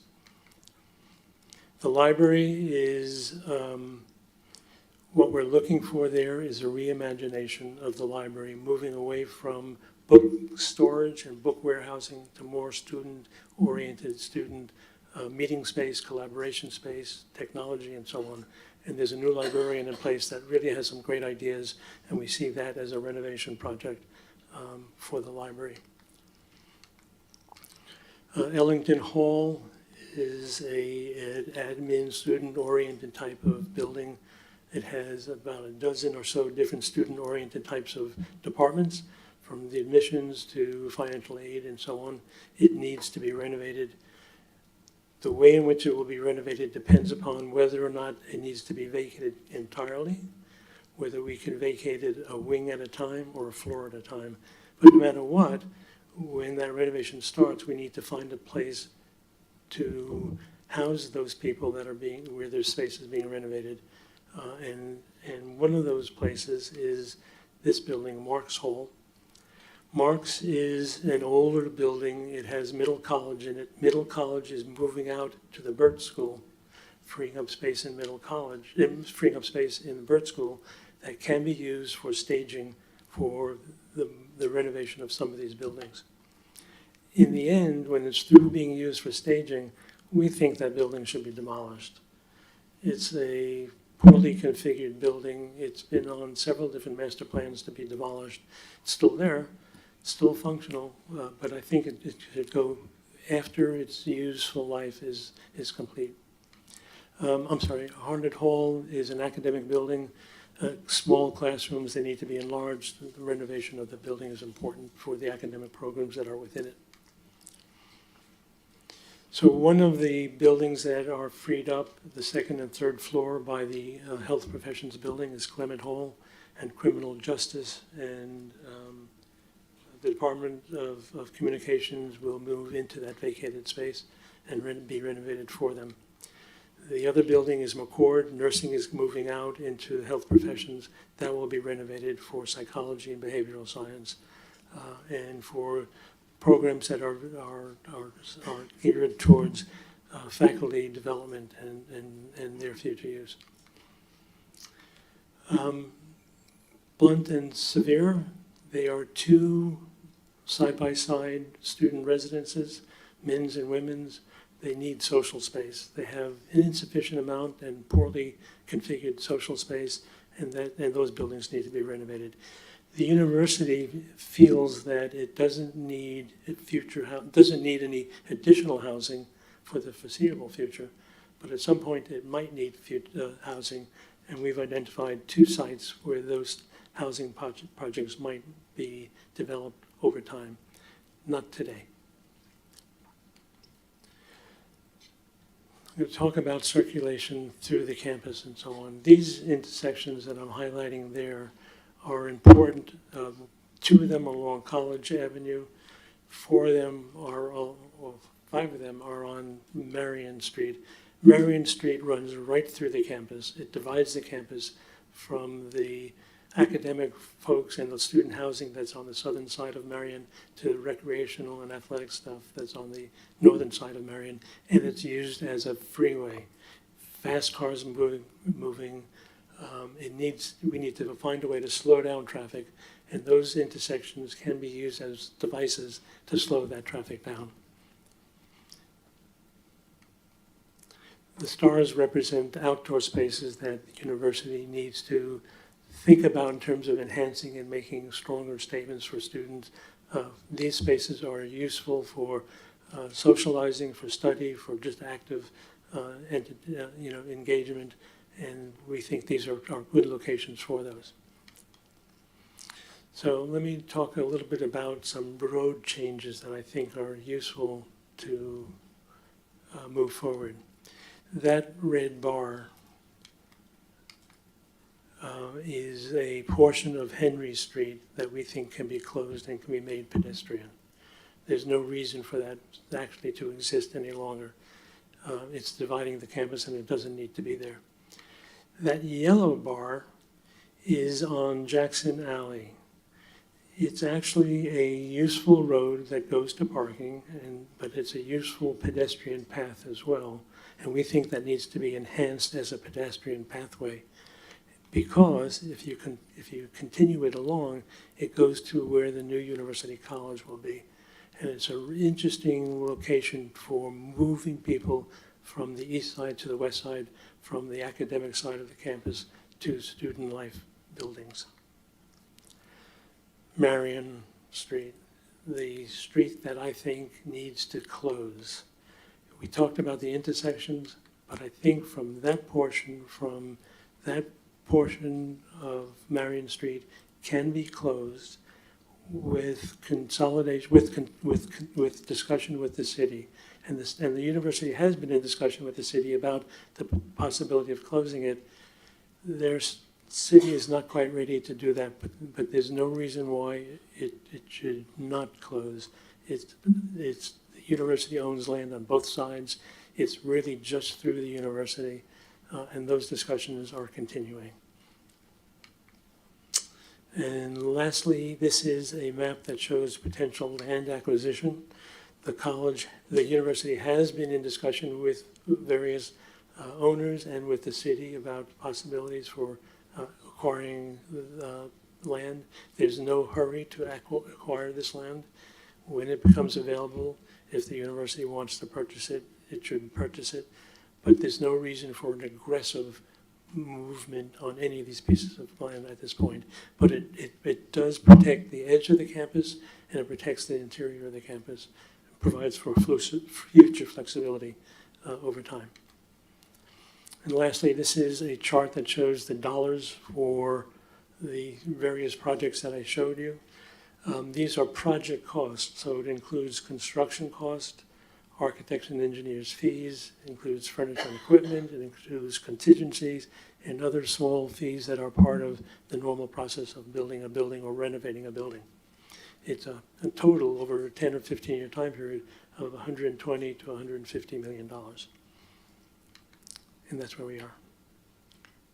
Thank you very much, Mr. Litsky. Do we have any questions for either Dr. Licari or Mr. Litsky? Please. Thanks, Madam Chair. Just a comment, I think, but as I think about master plan and facilities, when I was in the governor's office, I worked on a multi-agency working group that was looking at enhanced school safety. And one of the outcomes was producing a facility design guide for K-12 that looked at safety and security. The document was based off of THEC's best practices for higher ed facility design, safety, security, resilience, and preparedness. And I saw Paul this morning. He was instrumental in that work. It's a great guide, and Paul's an incredible resource. So just want to make that comment that as we think about safety and security of our institutions. Thanks. Let me just say a couple of things. One is that we included conversations within those discussions with the police, the campus police. The guidelines don't have anything on security that you might want to think about including them at some point. I do know that the university has been upgrading the lighting, upgrading the locks, upgrading the alarm systems and so on. So they're cognizant of that issue, but there's no guideline yet in place to include that in the master planning process. Chairwoman Scarlett, if I may, and thank you, Commissioner Van Epps, for that comment. For those that don't know, he's referencing Paul Marshall. Paul, if you can please stand. Paul is an architect on our team, and under the other duties as assigned, has been supporting and helping the state navigate security in K-12, and in general, helping with the aftermath of the bombing downtown back in 2020. He's a great resource. And yet we still have the question, how do we incorporate that into our own policies? Again, there's other duties as assigned, but thank you for helping direct us and perhaps zeroing in on what this could be for higher ed in the future. Thank you, Commissioner. Any other questions? Chair, I just want to point out that the committee, in considering this matter yesterday, had a fairly detailed discussion about cost related to the master plan, and Commissioner Stafford pointed out some things about that. And Mr. Litsky had a slide that he showed here about the current cost of those major renovation projects that he had. But I think there's probably a need for commission staff and along with the university to look at how we nuance that out over the years, in terms of anticipated inflation and the possible timing of those projects. We commended the university for their use of renovation wherever possible as opposed to new construction, and they have made great use of that as a method of going forward. So just want to make those points. I am sad to hear the library is going to be changed, but I like books, so I know that times have changed. Yep. The Finance and Operations Committee did provide a positive recommendation to move this forward, so I will accept a motion and a second. Okay, all in favor? Okay, motion carries. Thank you. Congratulations. Next, we will hear from Amanda Kaplan, Chief Policy Officer, to provide an overview of the 25-26 internal strategic initiatives and answer any questions. Good morning, Chairwoman Scarlett and members of the Commission. I'm excited to be here this morning to share with you some of the strategic initiatives that staff have identified for this upcoming budget cycle. At the advisement of this committee, what we were trying to do is really get more information into your hands sooner as we think more about our overall budgeting process and the like. You'll know that this is something typically that's packaged as part of our overall appropriations request, and this will come to you all as a voting item in November. This is ultimately the result of a deliberative process that took place among THEC senior leadership in identifying and prioritizing initiatives for the upcoming year. So what really I'd like to do today is to give you guys a preview of that and answer what questions you all have, ensuring that we give you the right information for the November vote. So with that context, this morning there are going to be 7 initiatives total that I'll be presenting to you all, totaling $14.9 million in recurring funds and $9 million in non-recurring funds. So I'll give a brief intro to the initiative and then open up to answer any questions about that specific one or at the end as well. So the first on our list is the Tennessee Student Assistance Award. This will be about a $12 million recurring request. For those who don't know, our Tennessee Student Assistance Award is our need-based grant for Tennessee's lowest income students. Unlike a lot of our scholarships in the state, this is a state appropriated program. So each year we will ask for appropriations requests for this. This $12 million recurring increase has something to do with the earlier discussion around the FAFSA changes. As many of you may know, the simplification of the FAFSA has also resulted in a new way to measure need, which is the Student Aid Index. This particular request we estimate will serve approximately 6,400 new students in the upcoming year at about an average award of about $1,900. And so what this would be is the first in this three-part series of requests to address maintaining the linkage between the Tennessee Student Assistance Award and Pell Grant eligibility. This is really driving home an overall effort at the agency to simplify the financial aid portfolio that we offer as a state. If a student knows that they're going to get a Pell Grant, this would allow them to know that they're also going to get the state's need-based grant program. So that's the first initiative on the list. The second is for a data scientist, and this would be a full-time position at about $162,000 recurring. You heard earlier, as part of our mission and vision, this effort around utilizing the data resources that we have as a state. There have been conversations about THEC being a prognosticator, better leveraging these resources that we have to both improve programs and improve our work.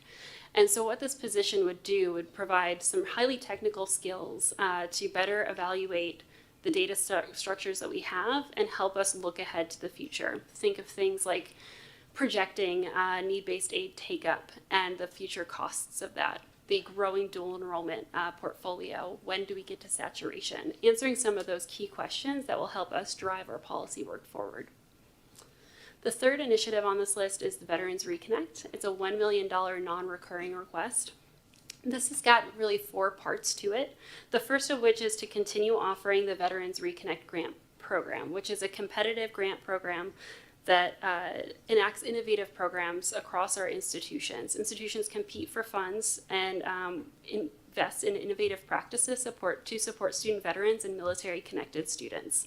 This aligns with what recently was passed as the VETS Bravo, which is a new tier to the VETS Act that is really designed to recognize best practices that have been occurring for some time across campuses. And as part of that suite, what THEC would like to be able to offer to campuses is professional development opportunities in order to better support those student veterans, as well as an annual conference to bring together these stakeholders to discuss best practices and share. And finally, a marketing campaign to continue to encourage our student veterans and veteran-affiliated families to enroll.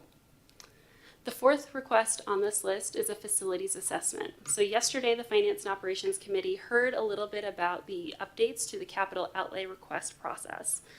What this would do is really give THEC the data necessary to better understand the conditions of facilities across the state. This would involve hiring a consultant to do a full evaluation of the education and general buildings across the state.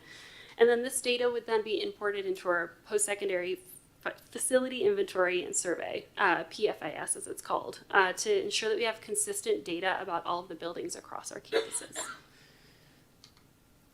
3 other requests on our list. The first is for Navigate Reconnect. So this is a really innovative program led up by Jessica Gibson to help connect Tennesseans in the communities in which they live and support them in their college-going journey. You've heard a presentation, I think a few commission meetings ago now, about the Reentry Reconnect program. This particular request would really look to maintain positions and accommodate the inflationary growth in salary and benefits costs over time. So this really was initiated in 2016 as a line item, but that did not include some of those salary adjustments. And so what this request would do would be to accommodate some of that growth. The other request coming out of our Access and Success Bureau would be the Advise Tennessee request. So this is about a $1.3 million recurring request. Similarly, this would help to maintain program positions and accommodate some of that inflationary growth in salary and benefit costs. Importantly, and this was mentioned before too, around evaluation, both of these programs are undergoing evaluation. In fact, you're going to hear a lot more about Advise Tennessee in this next presentation. But we are actively working with the Boyd Center for Business and Economic Research to do an evaluation in partnership with the Department of Finance and Administration on the Navigate Reconnect program. As mentioned, this is really the first of its kind type program in the country, and so understanding what works, how it works, I think is a really important key to this. And so highlighting that these things would help us to maintain those programs, but that we are constantly thinking about ways to grow and improve.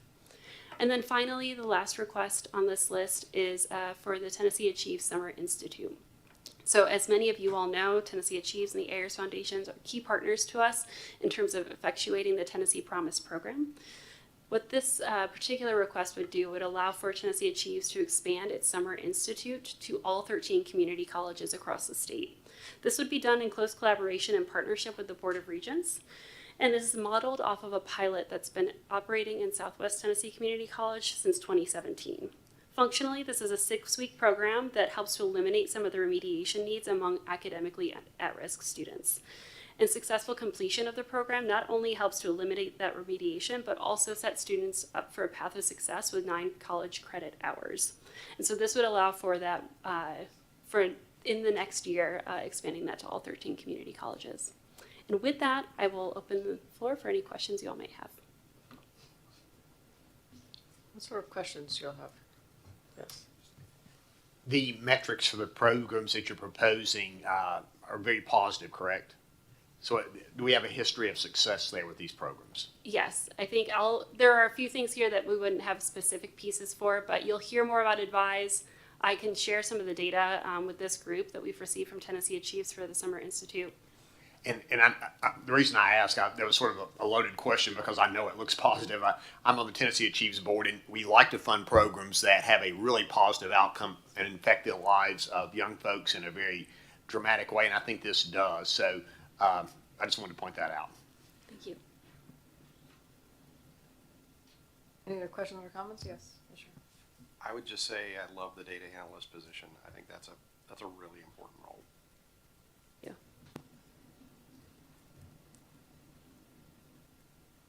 Okay. Thank you very much. Appreciate it. Thank you. So next on our agenda is actually to hear about Advise Tennessee research. Brett Gibson, Chief Access and Outreach Officer, will introduce Dr. Taylor Odle, Assistant Professor of Educational Policy Studies at the University of Wisconsin-Madison. Thank you, Madam Chair. As you heard, the next item on your agenda is a presentation of preliminary findings from the research into the outcomes and effectiveness of Advise TN. Since we have so many new members here, Dr. Gentile asked if I would give a brief overview of the program before I introduce our guest. Operated by THEC since 2016, Advise TN is our state-funded college and career advising program. We serve 13,000 students in 27 high schools across the state. Those high schools are selected, they had to be under the college going rate average at the time of selection and before they could qualify for the program. We couldn't select everyone. We had about 60 applicants originally. We serve urban, suburban, and rural areas, and our schools have higher than average percentages of minority and low-income students. At its core, the purpose of Advise Tennessee is to help students realize that they can create the future they want. Each advisor is embedded in the school, working full-time in one school. They have an office on campus. They become an integral part of the school and of the community that they live in and work in. They collaborate with school counselors and other staff, certainly, but they are our employees, so they only engage in college and career advising. They don't get pulled to do bus duty and cafeteria duty and things like that. Those things are important, but we want them to stay on mission, of course. They plug into the ecosystem of resources that we have here at THEC for college access, like our Path to College events, the aforementioned FAFSA frenzy, though this year I think we've called it the FAFSA fiasco. We actually kept it from being a fiasco here in Tennessee, but our statewide communication efforts led by Jesse Green and Suzette Telly and Sarah Morrison, our financial aid workshops led by Jason C., the FAFSA expert in the state, and a suite of career and educational exploration tools on our College for TN website. So they employ all of these resources daily. They meet one-on-one with each junior and senior in their school to help them develop a plan for life after high school. That may be going on to a college or university, a TCAT or a private trade school, apprenticeship, employer-based training, the military, or straight to the workforce. We help them figure out and execute those action steps. You could say we provide the scaffolding a student might need to build their future and to reach their goals. With that, I'd like to introduce Dr. Taylor Odle, Assistant Professor of Educational Policy Studies at the University of Wisconsin-Madison. His work involves the use of quantitative methods and data science techniques to study the economics of education and educational policy with a specific focus on college access and success, college admissions, financial aid, and college advising.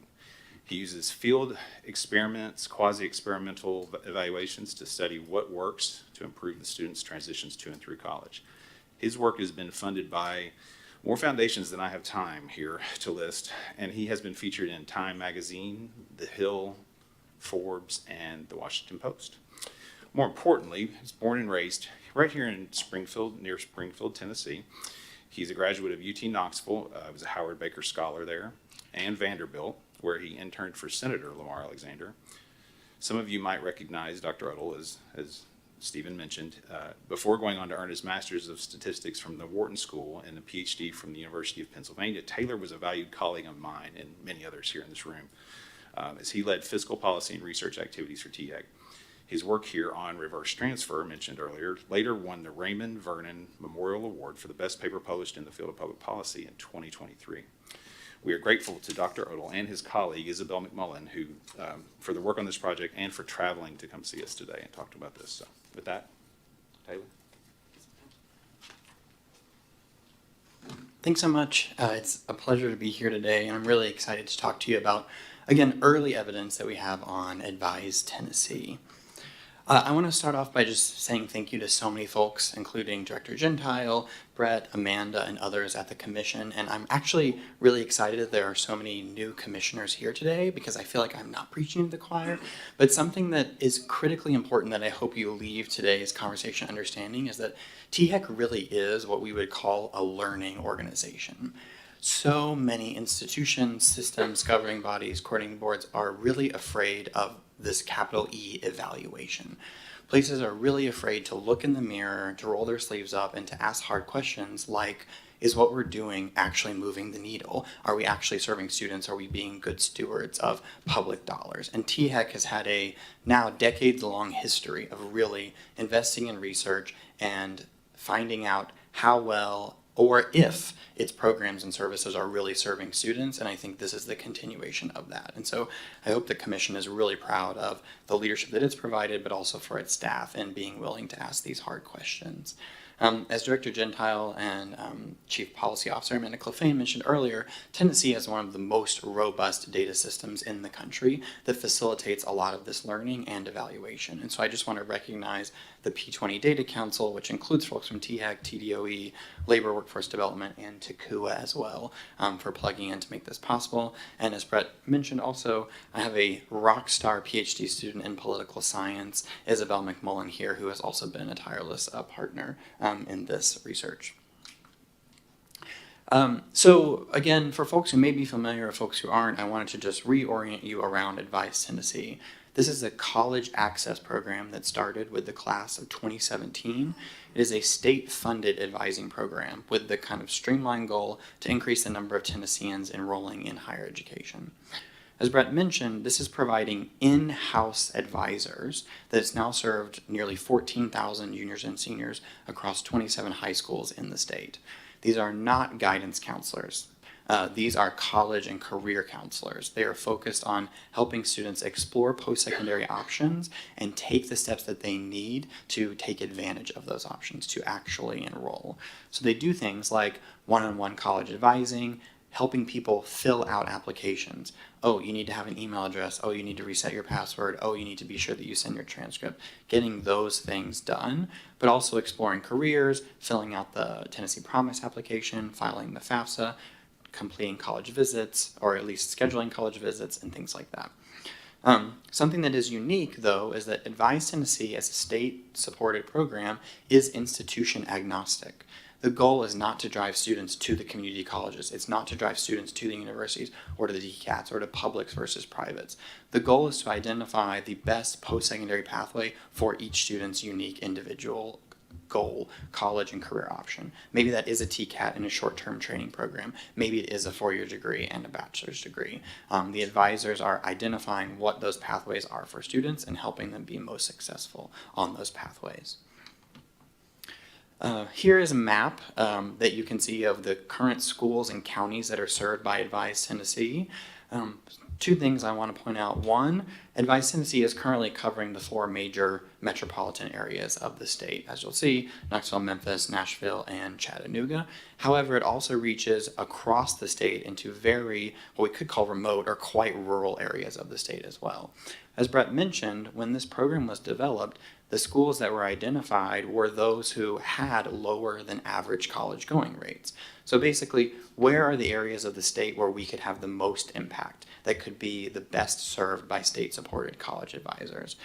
Many of these areas also, as you'll see, these specific high schools that are tagged are categorized as economically depressed with, on average, lower workforce development and educational attainment outcomes and employment for those areas of the state. So what are we doing? And again, I could talk all day about this, but I know that I'm between you and lunch. So what are we doing through this partnership for the very high, broad stroke? We're asking just some really basic questions at the front end. What are the effects of Advise Tennessee on these students' outcomes? Again, remember, this is a college access program. It's trying to get people to explore post-secondary opportunities and follow through on the steps they need to take advantage of those things. So we're going to ask, did Advise Tennessee impact students' college enrollment? Did it get people to enroll in college as the program suggested? We're also going to potentially explore some downstream effects. Is it likely that then these students are more likely to graduate from college? Is it likely that they're more likely to be enrolled because of a small career component that is included in Advise Tennessee? And again, because of Tennessee's remarkable and robust data infrastructure, we're able to ask and answer those questions. As Stephen mentioned, or Director Gentile, mentioned earlier, Stephen's fine. Stephen was my TA at Vanderbilt when I was a student there.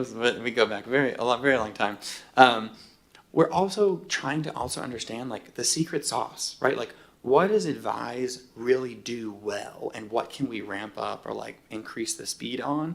And also, for what populations maybe is Advise working especially well or not so well? And so we're going to then ask, do these effects of Advise Tennessee change by gender or race? Do they change by whether or not you're at a Title I or a particularly low-income high school or a more affluent school? And then importantly, especially for state strategy, does it vary for students who are in rural areas of the state? Does it change college going there? And then as THEC thinks about operating the Advise program, are there areas, you can think about this from the private sector like business intelligence. With the robust data that THEC has from CRM or a kind of customer relationship management system, we can actually see every time an advisor talks to a student, what they talk about, what type of interaction they have, etc. So is there a way for us to hone in and identify what is the right practice that exists? How many meetings do advisors need to have with students? What do they need to talk about? And how do they need to meet with them? And so we'll be exploring that as well.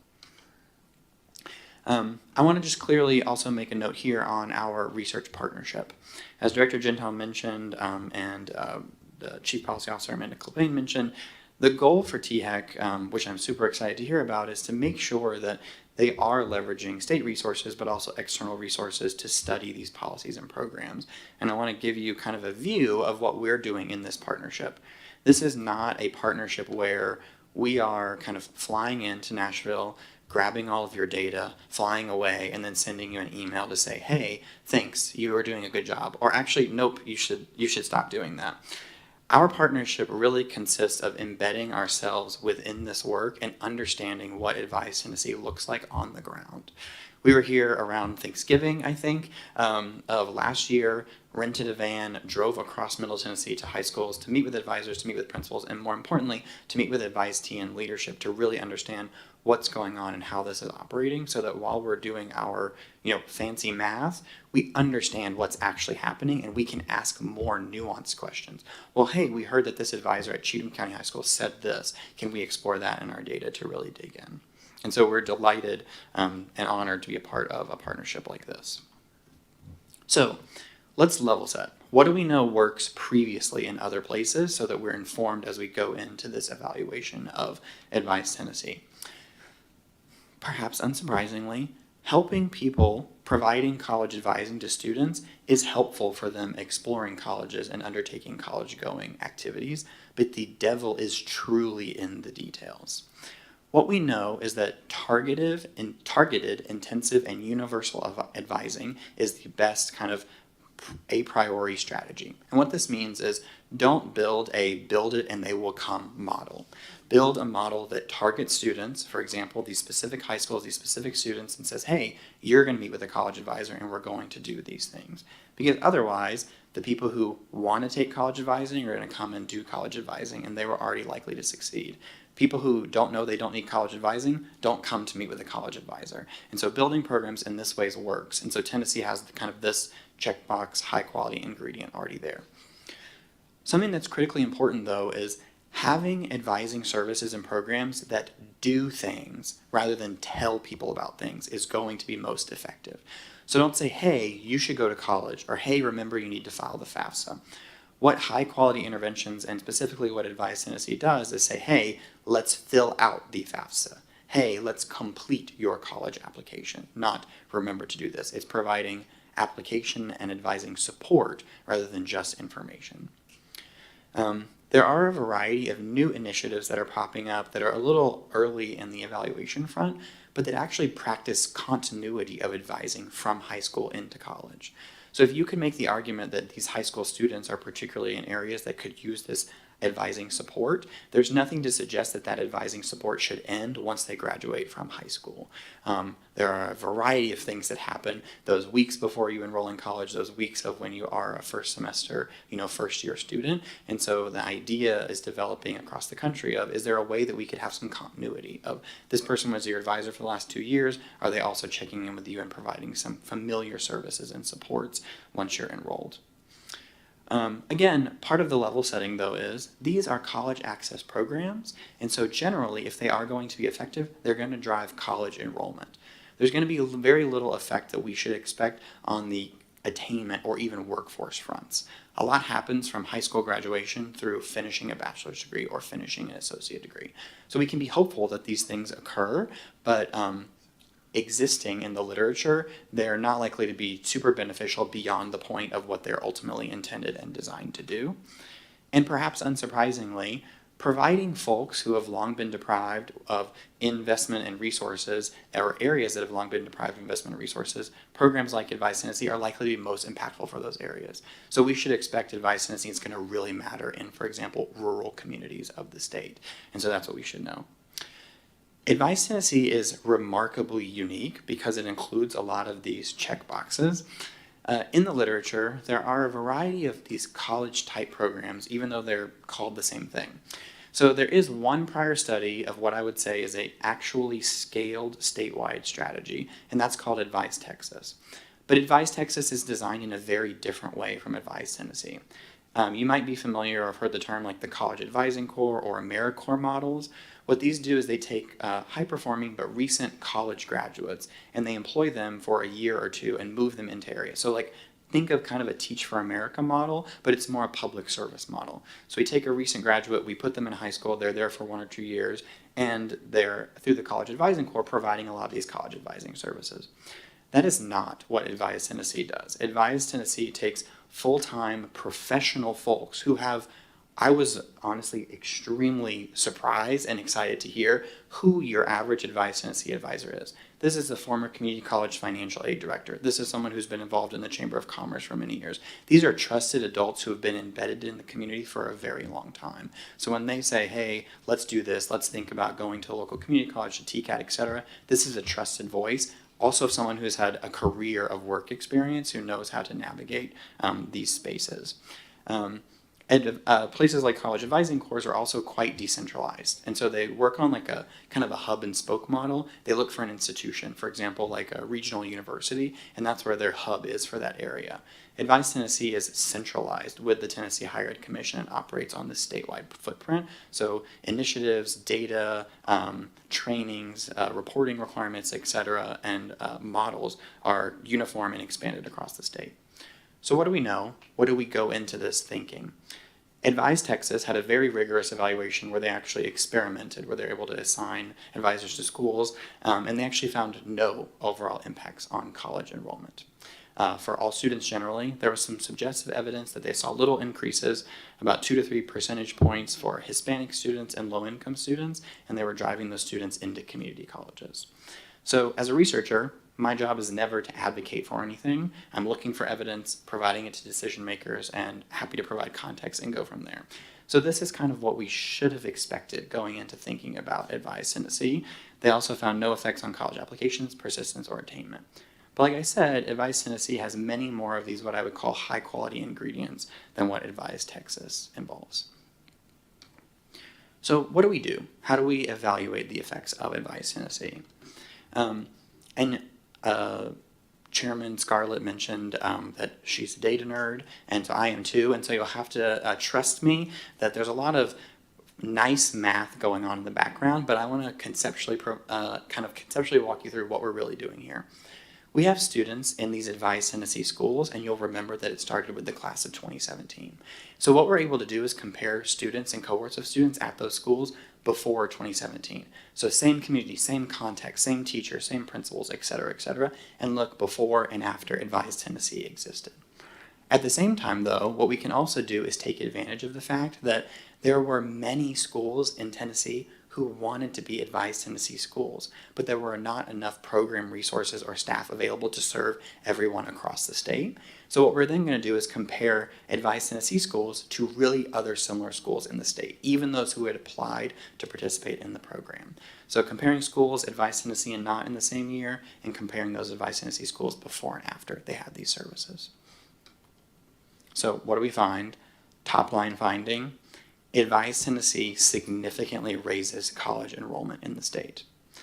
Advise Tennessee increased the college going rate at these schools by 6%, or 2.9 percentage points. As expected, these effects were in fact larger for Hispanic students, women, and students in rural areas of the state. So if you leave today, and remember not very much, remember that Advise Tennessee is significantly increasing college enrollment in the state causally, no matter how we cut the data. Something that's also important for you to note here is that Advise TN is not driving students into a particular sector. It is institutionally agnostic, and so it is not pushing people into TCAS. It's not pushing people into community colleges. It's not pushing them into universities. We see relatively equal and constant dispersion of college-going patterns before as we do after. So more people are going to colleges. They're still going to universities. They're still going to TCAS. They're still going to community colleges. Advise Tennessee is not moving them into one direction or another. Again, the whole goal is to identify a unique college and career plan for each student, and that's suggestive of what we see here. As I said, we're also going to look at things like baccalaureate attainment or associate degree attainment or credential attainment, as well as employment outcomes. What we see for students who are in Advise Tennessee schools, those who ultimately enroll in college within 1 to 2 years have similar retention and completion rates as their peers across the state. This is actually, in my mind, a positive finding. If you recall, Advise Tennessee was directed at students and schools who are substantially below the average, who have very depressed college and career outcomes already. And so the fact that students in these Advise Tennessee schools are actually on par with their peers in other areas of the state after services, I think is helpful. And again, as I'll talk about at the end, there are options and opportunities for thinking about if we want to leverage Advise Tennessee to support through baccalaureate attainment or through credential attainment, there are strategies to augment the program that can help propel those outcomes forward. For students who ultimately don't enroll in college, so not everyone, again, intends to enroll in college, people go to work directly after high school graduation. For students who are at these Advise Tennessee schools and go to work, they continue to have similar employment outcomes 1 to 2 years after high school graduation as their peers. Something I'll note, again with the advent of Tennessee's remarkable data, we can observe where folks work, their industry of work, their wages, and whether or not they're employed using unemployment insurance records. So the employment rates of high school graduates from these Advise Tennessee and peer schools are actually fairly high. We find over 86% of them in these employment records. And so those at Advise Tennessee schools are similarly employed, working, and earning as those in these non-Advise Tennessee schools. So again, top line finding, we have something that, or the state has something that's substantially increasing college going in the state. And I want to show you what that looks like. So here's a figure that plots the college going rate of each graduating high school cohort from 2010 through 2021. The solid red line are the students at schools that are served by Advise Tennessee, and the dotted line are those similar schools across the state, even the ones that wanted to be Advise Tennessee schools, but ultimately weren't able to. What you'll notice is that the Advise Tennessee schools and non-Advise Tennessee schools are following these very similar outcome trajectories, and in fact, they have completely overlapping college-going rates in 2015 and 2016, the 2 years immediately prior to the beginning of Advise Tennessee. What you should notice graphically, though, is this substantial upward shift. The red line is now much higher and is constantly much higher than the dotted line. This is the effect of visual evidence of the effect of Advise Tennessee. Another way of thinking about this is that dotted line is where Advise Tennessee schools would have been if they hadn't had the advent of Advise Tennessee. We should have no reason to think that they wouldn't have been continuing to overlap with that dotted line. And this builds the foundation of finding evidence for the effectiveness or not of Advise Tennessee. But this upward shift is evidence of, again, this meaningful and sustained increase in college enrollment among students in the state. What I'll also mention for you here, I've committed kind of a no-no in the research world of like cutting the axis. So we've zoomed in. So the bottom is 35%, the top is 55%.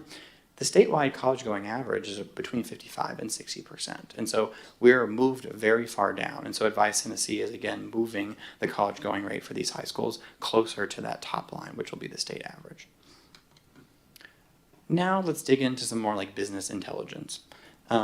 What types of activities that occur in Advise Tennessee make it especially effective? So now we're just going to look at students in these Advise Tennessee schools and see, okay, how many services, what types of services, etc., seem to be the secret sauce or that are really driving these outcomes.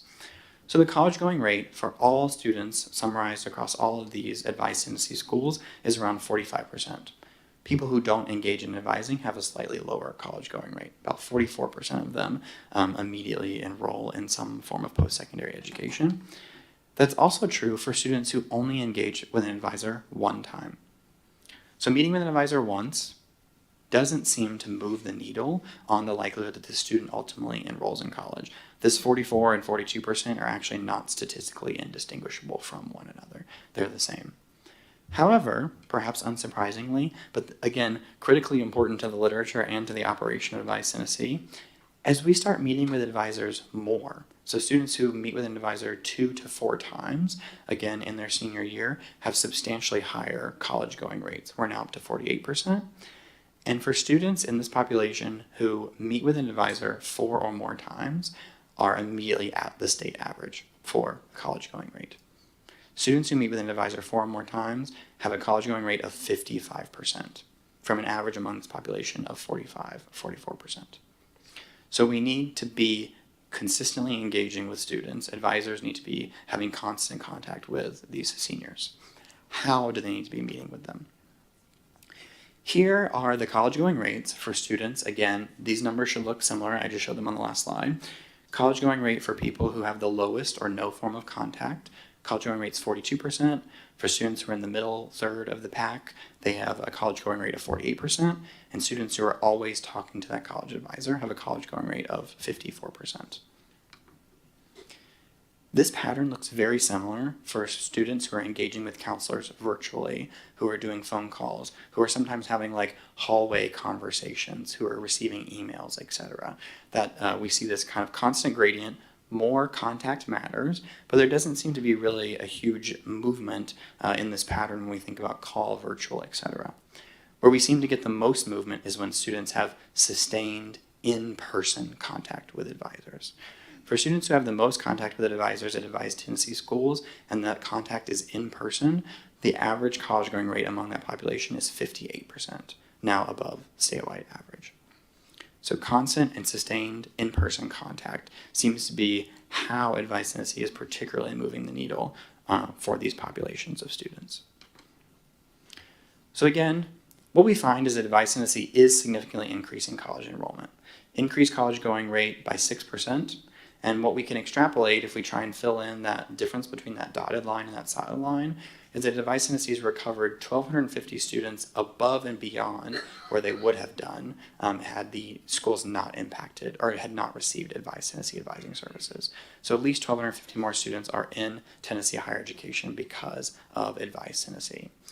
What I want to point out is what I mentioned earlier, Advice Tennessee's effects were larger for Hispanic students, women, and students in rural areas. However, there are no negative effects of Advice Tennessee's when we look across race, gender, rurality, school type.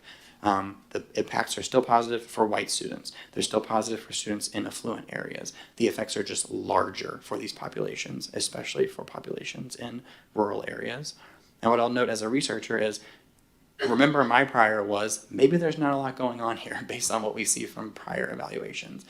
But these effects actually are among the largest that we see in the literature on college advising programs. And I think that's because of the number of what, again, we'll call these high quality ingredients that Advice Tennessee includes. Professional advisors, sustained advising, scaled statewide strategy.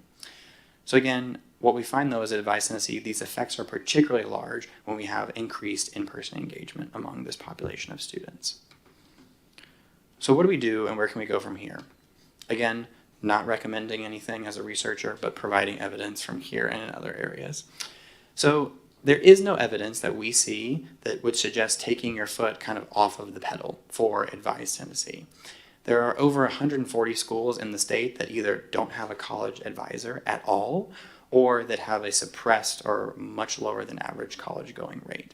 So we know for a fact there are a variety of more schools in the state that could benefit from Advice Tennessee services. And what I would advocate for is, again, ensuring the program is designed to target those most likely to benefit students and schools. What we should do, though, as you consider potentially scaling this program or scaling other strategies, is, again, a focus on in-person meetings, and that could be accomplished through lower student-to-advisor ratios. So more staff, particularly in larger schools or schools with higher senior bodies. As I mentioned earlier, if there is an idea or an interest in expanding these effects and following them through baccalaureate attainment or associate degree attainment or credential attainment, there is early evidence that might suggest that having a continuity model where an advisor follows these students into their first semester of college, for example, could be impactful for retention and completion rates, or moving the services that are provided earlier in a career. So targeting a student in their junior and senior year is important, and we see that it is impactful. But sometimes, if you don't meet with an advisor until your senior year, things can often feel, quote unquote, like too late, right? I've already taken the classes. I haven't done any clubs. I haven't filed the FAFSA. I haven't done something in time. There is substantial evidence that suggests that having earlier engagement with the higher education enterprise from students could be impactful. So what if every ninth grader had an initial college advising appointment or college or career exploration activity? There are also a variety of additional high-impact practices that Advise could consider, like summer follow-ups after graduation. Hey, did you enroll? Did you pay your enrollment deposit? Or do you have housing, etc.? Or engaging in cohort-style college visits. So let's get everybody from Cheatham County and take them to Austin Peay, for example, to do an on-campus tour, maybe visit a class, etc. So what are we doing next? This research is still very much underway, and what we're going to do is see if Advice Tennessee has impacts on other margins, and also, again, to provide some of that business intelligence to the state of what are the activities that these advisors engage in that seems to really move the needle. Are we getting increased FAFSA filing rates because these advisors are helping students file the FAFSA? Are they more likely to fill the Tennessee Promise application because they engage with an advisor in these schools? And we're really excited to share these findings. As Brett mentioned, we engaged in a partnership with THEC last year around reverse transfer to study that program. And I think THEC took those findings and have made the program in the state a lot better. And it was named the #1 paper in public policy published in 2023. And so I don't know if there's going to be any like 2-time winners, but we're going to go for that with an Advice Tennessee type paper. But we're excited to share these findings, not only with you, but with academics and importantly with places in other areas, because they have these advising programs that aren't working. And like so many other things in Tennessee, there are probably a lot of lessons to be learned here if they want to increase those effects. So again, thank you so much for this partnership and also for the invitation to join you today. Thanks so much, Dr. Odell. Any questions? We're given a lot of information, but love any questions or comments, please. Yes, Marnie. First, thank you again for the research and for the presentation, very compelling. I guess my question really is more for my constitutional officer colleagues.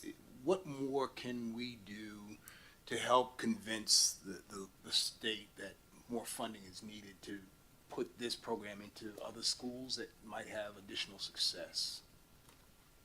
May I? Thank you, Madam Chair. Well, as usual, Commissioner Stafford, you're a few minutes ahead of me. One of the thoughts I was thinking about while he was making his presentation, I think it'd be very helpful for the education committees to see this information and actually, whether we do it virtually or in person, for Dr. Odell to present this information to them and possibly include leadership of the finance committees as well. I certainly think that would go a long way in helping make them aware of how we can move the needle in Tennessee.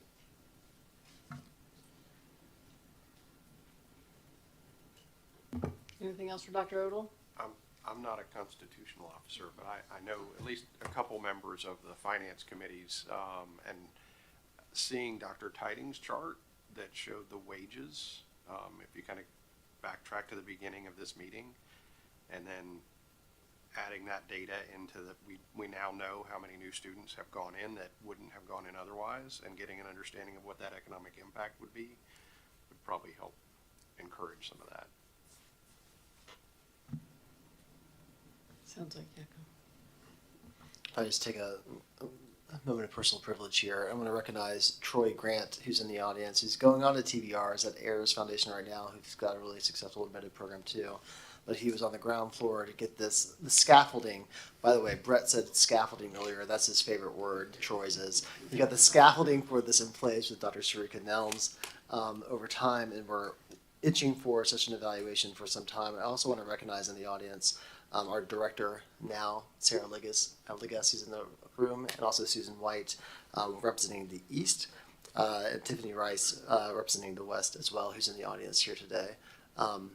But this is what good work can yield, and whether it's successful in the future requires evaluation like this. I want to thank Dr. Taylor Odell, who's been, if I can claim a little bit of just pride of my career to see him become one of the leading scholars in the country for higher education research. So thank you very much for coming in today for this. Thanks. Thanks so much, Dr. Odell. Thank you. So next up on the agenda, we have other business. Does anyone have any other business to discuss? No other business? Okay. Well, with that, we are adjourned. Thank you all.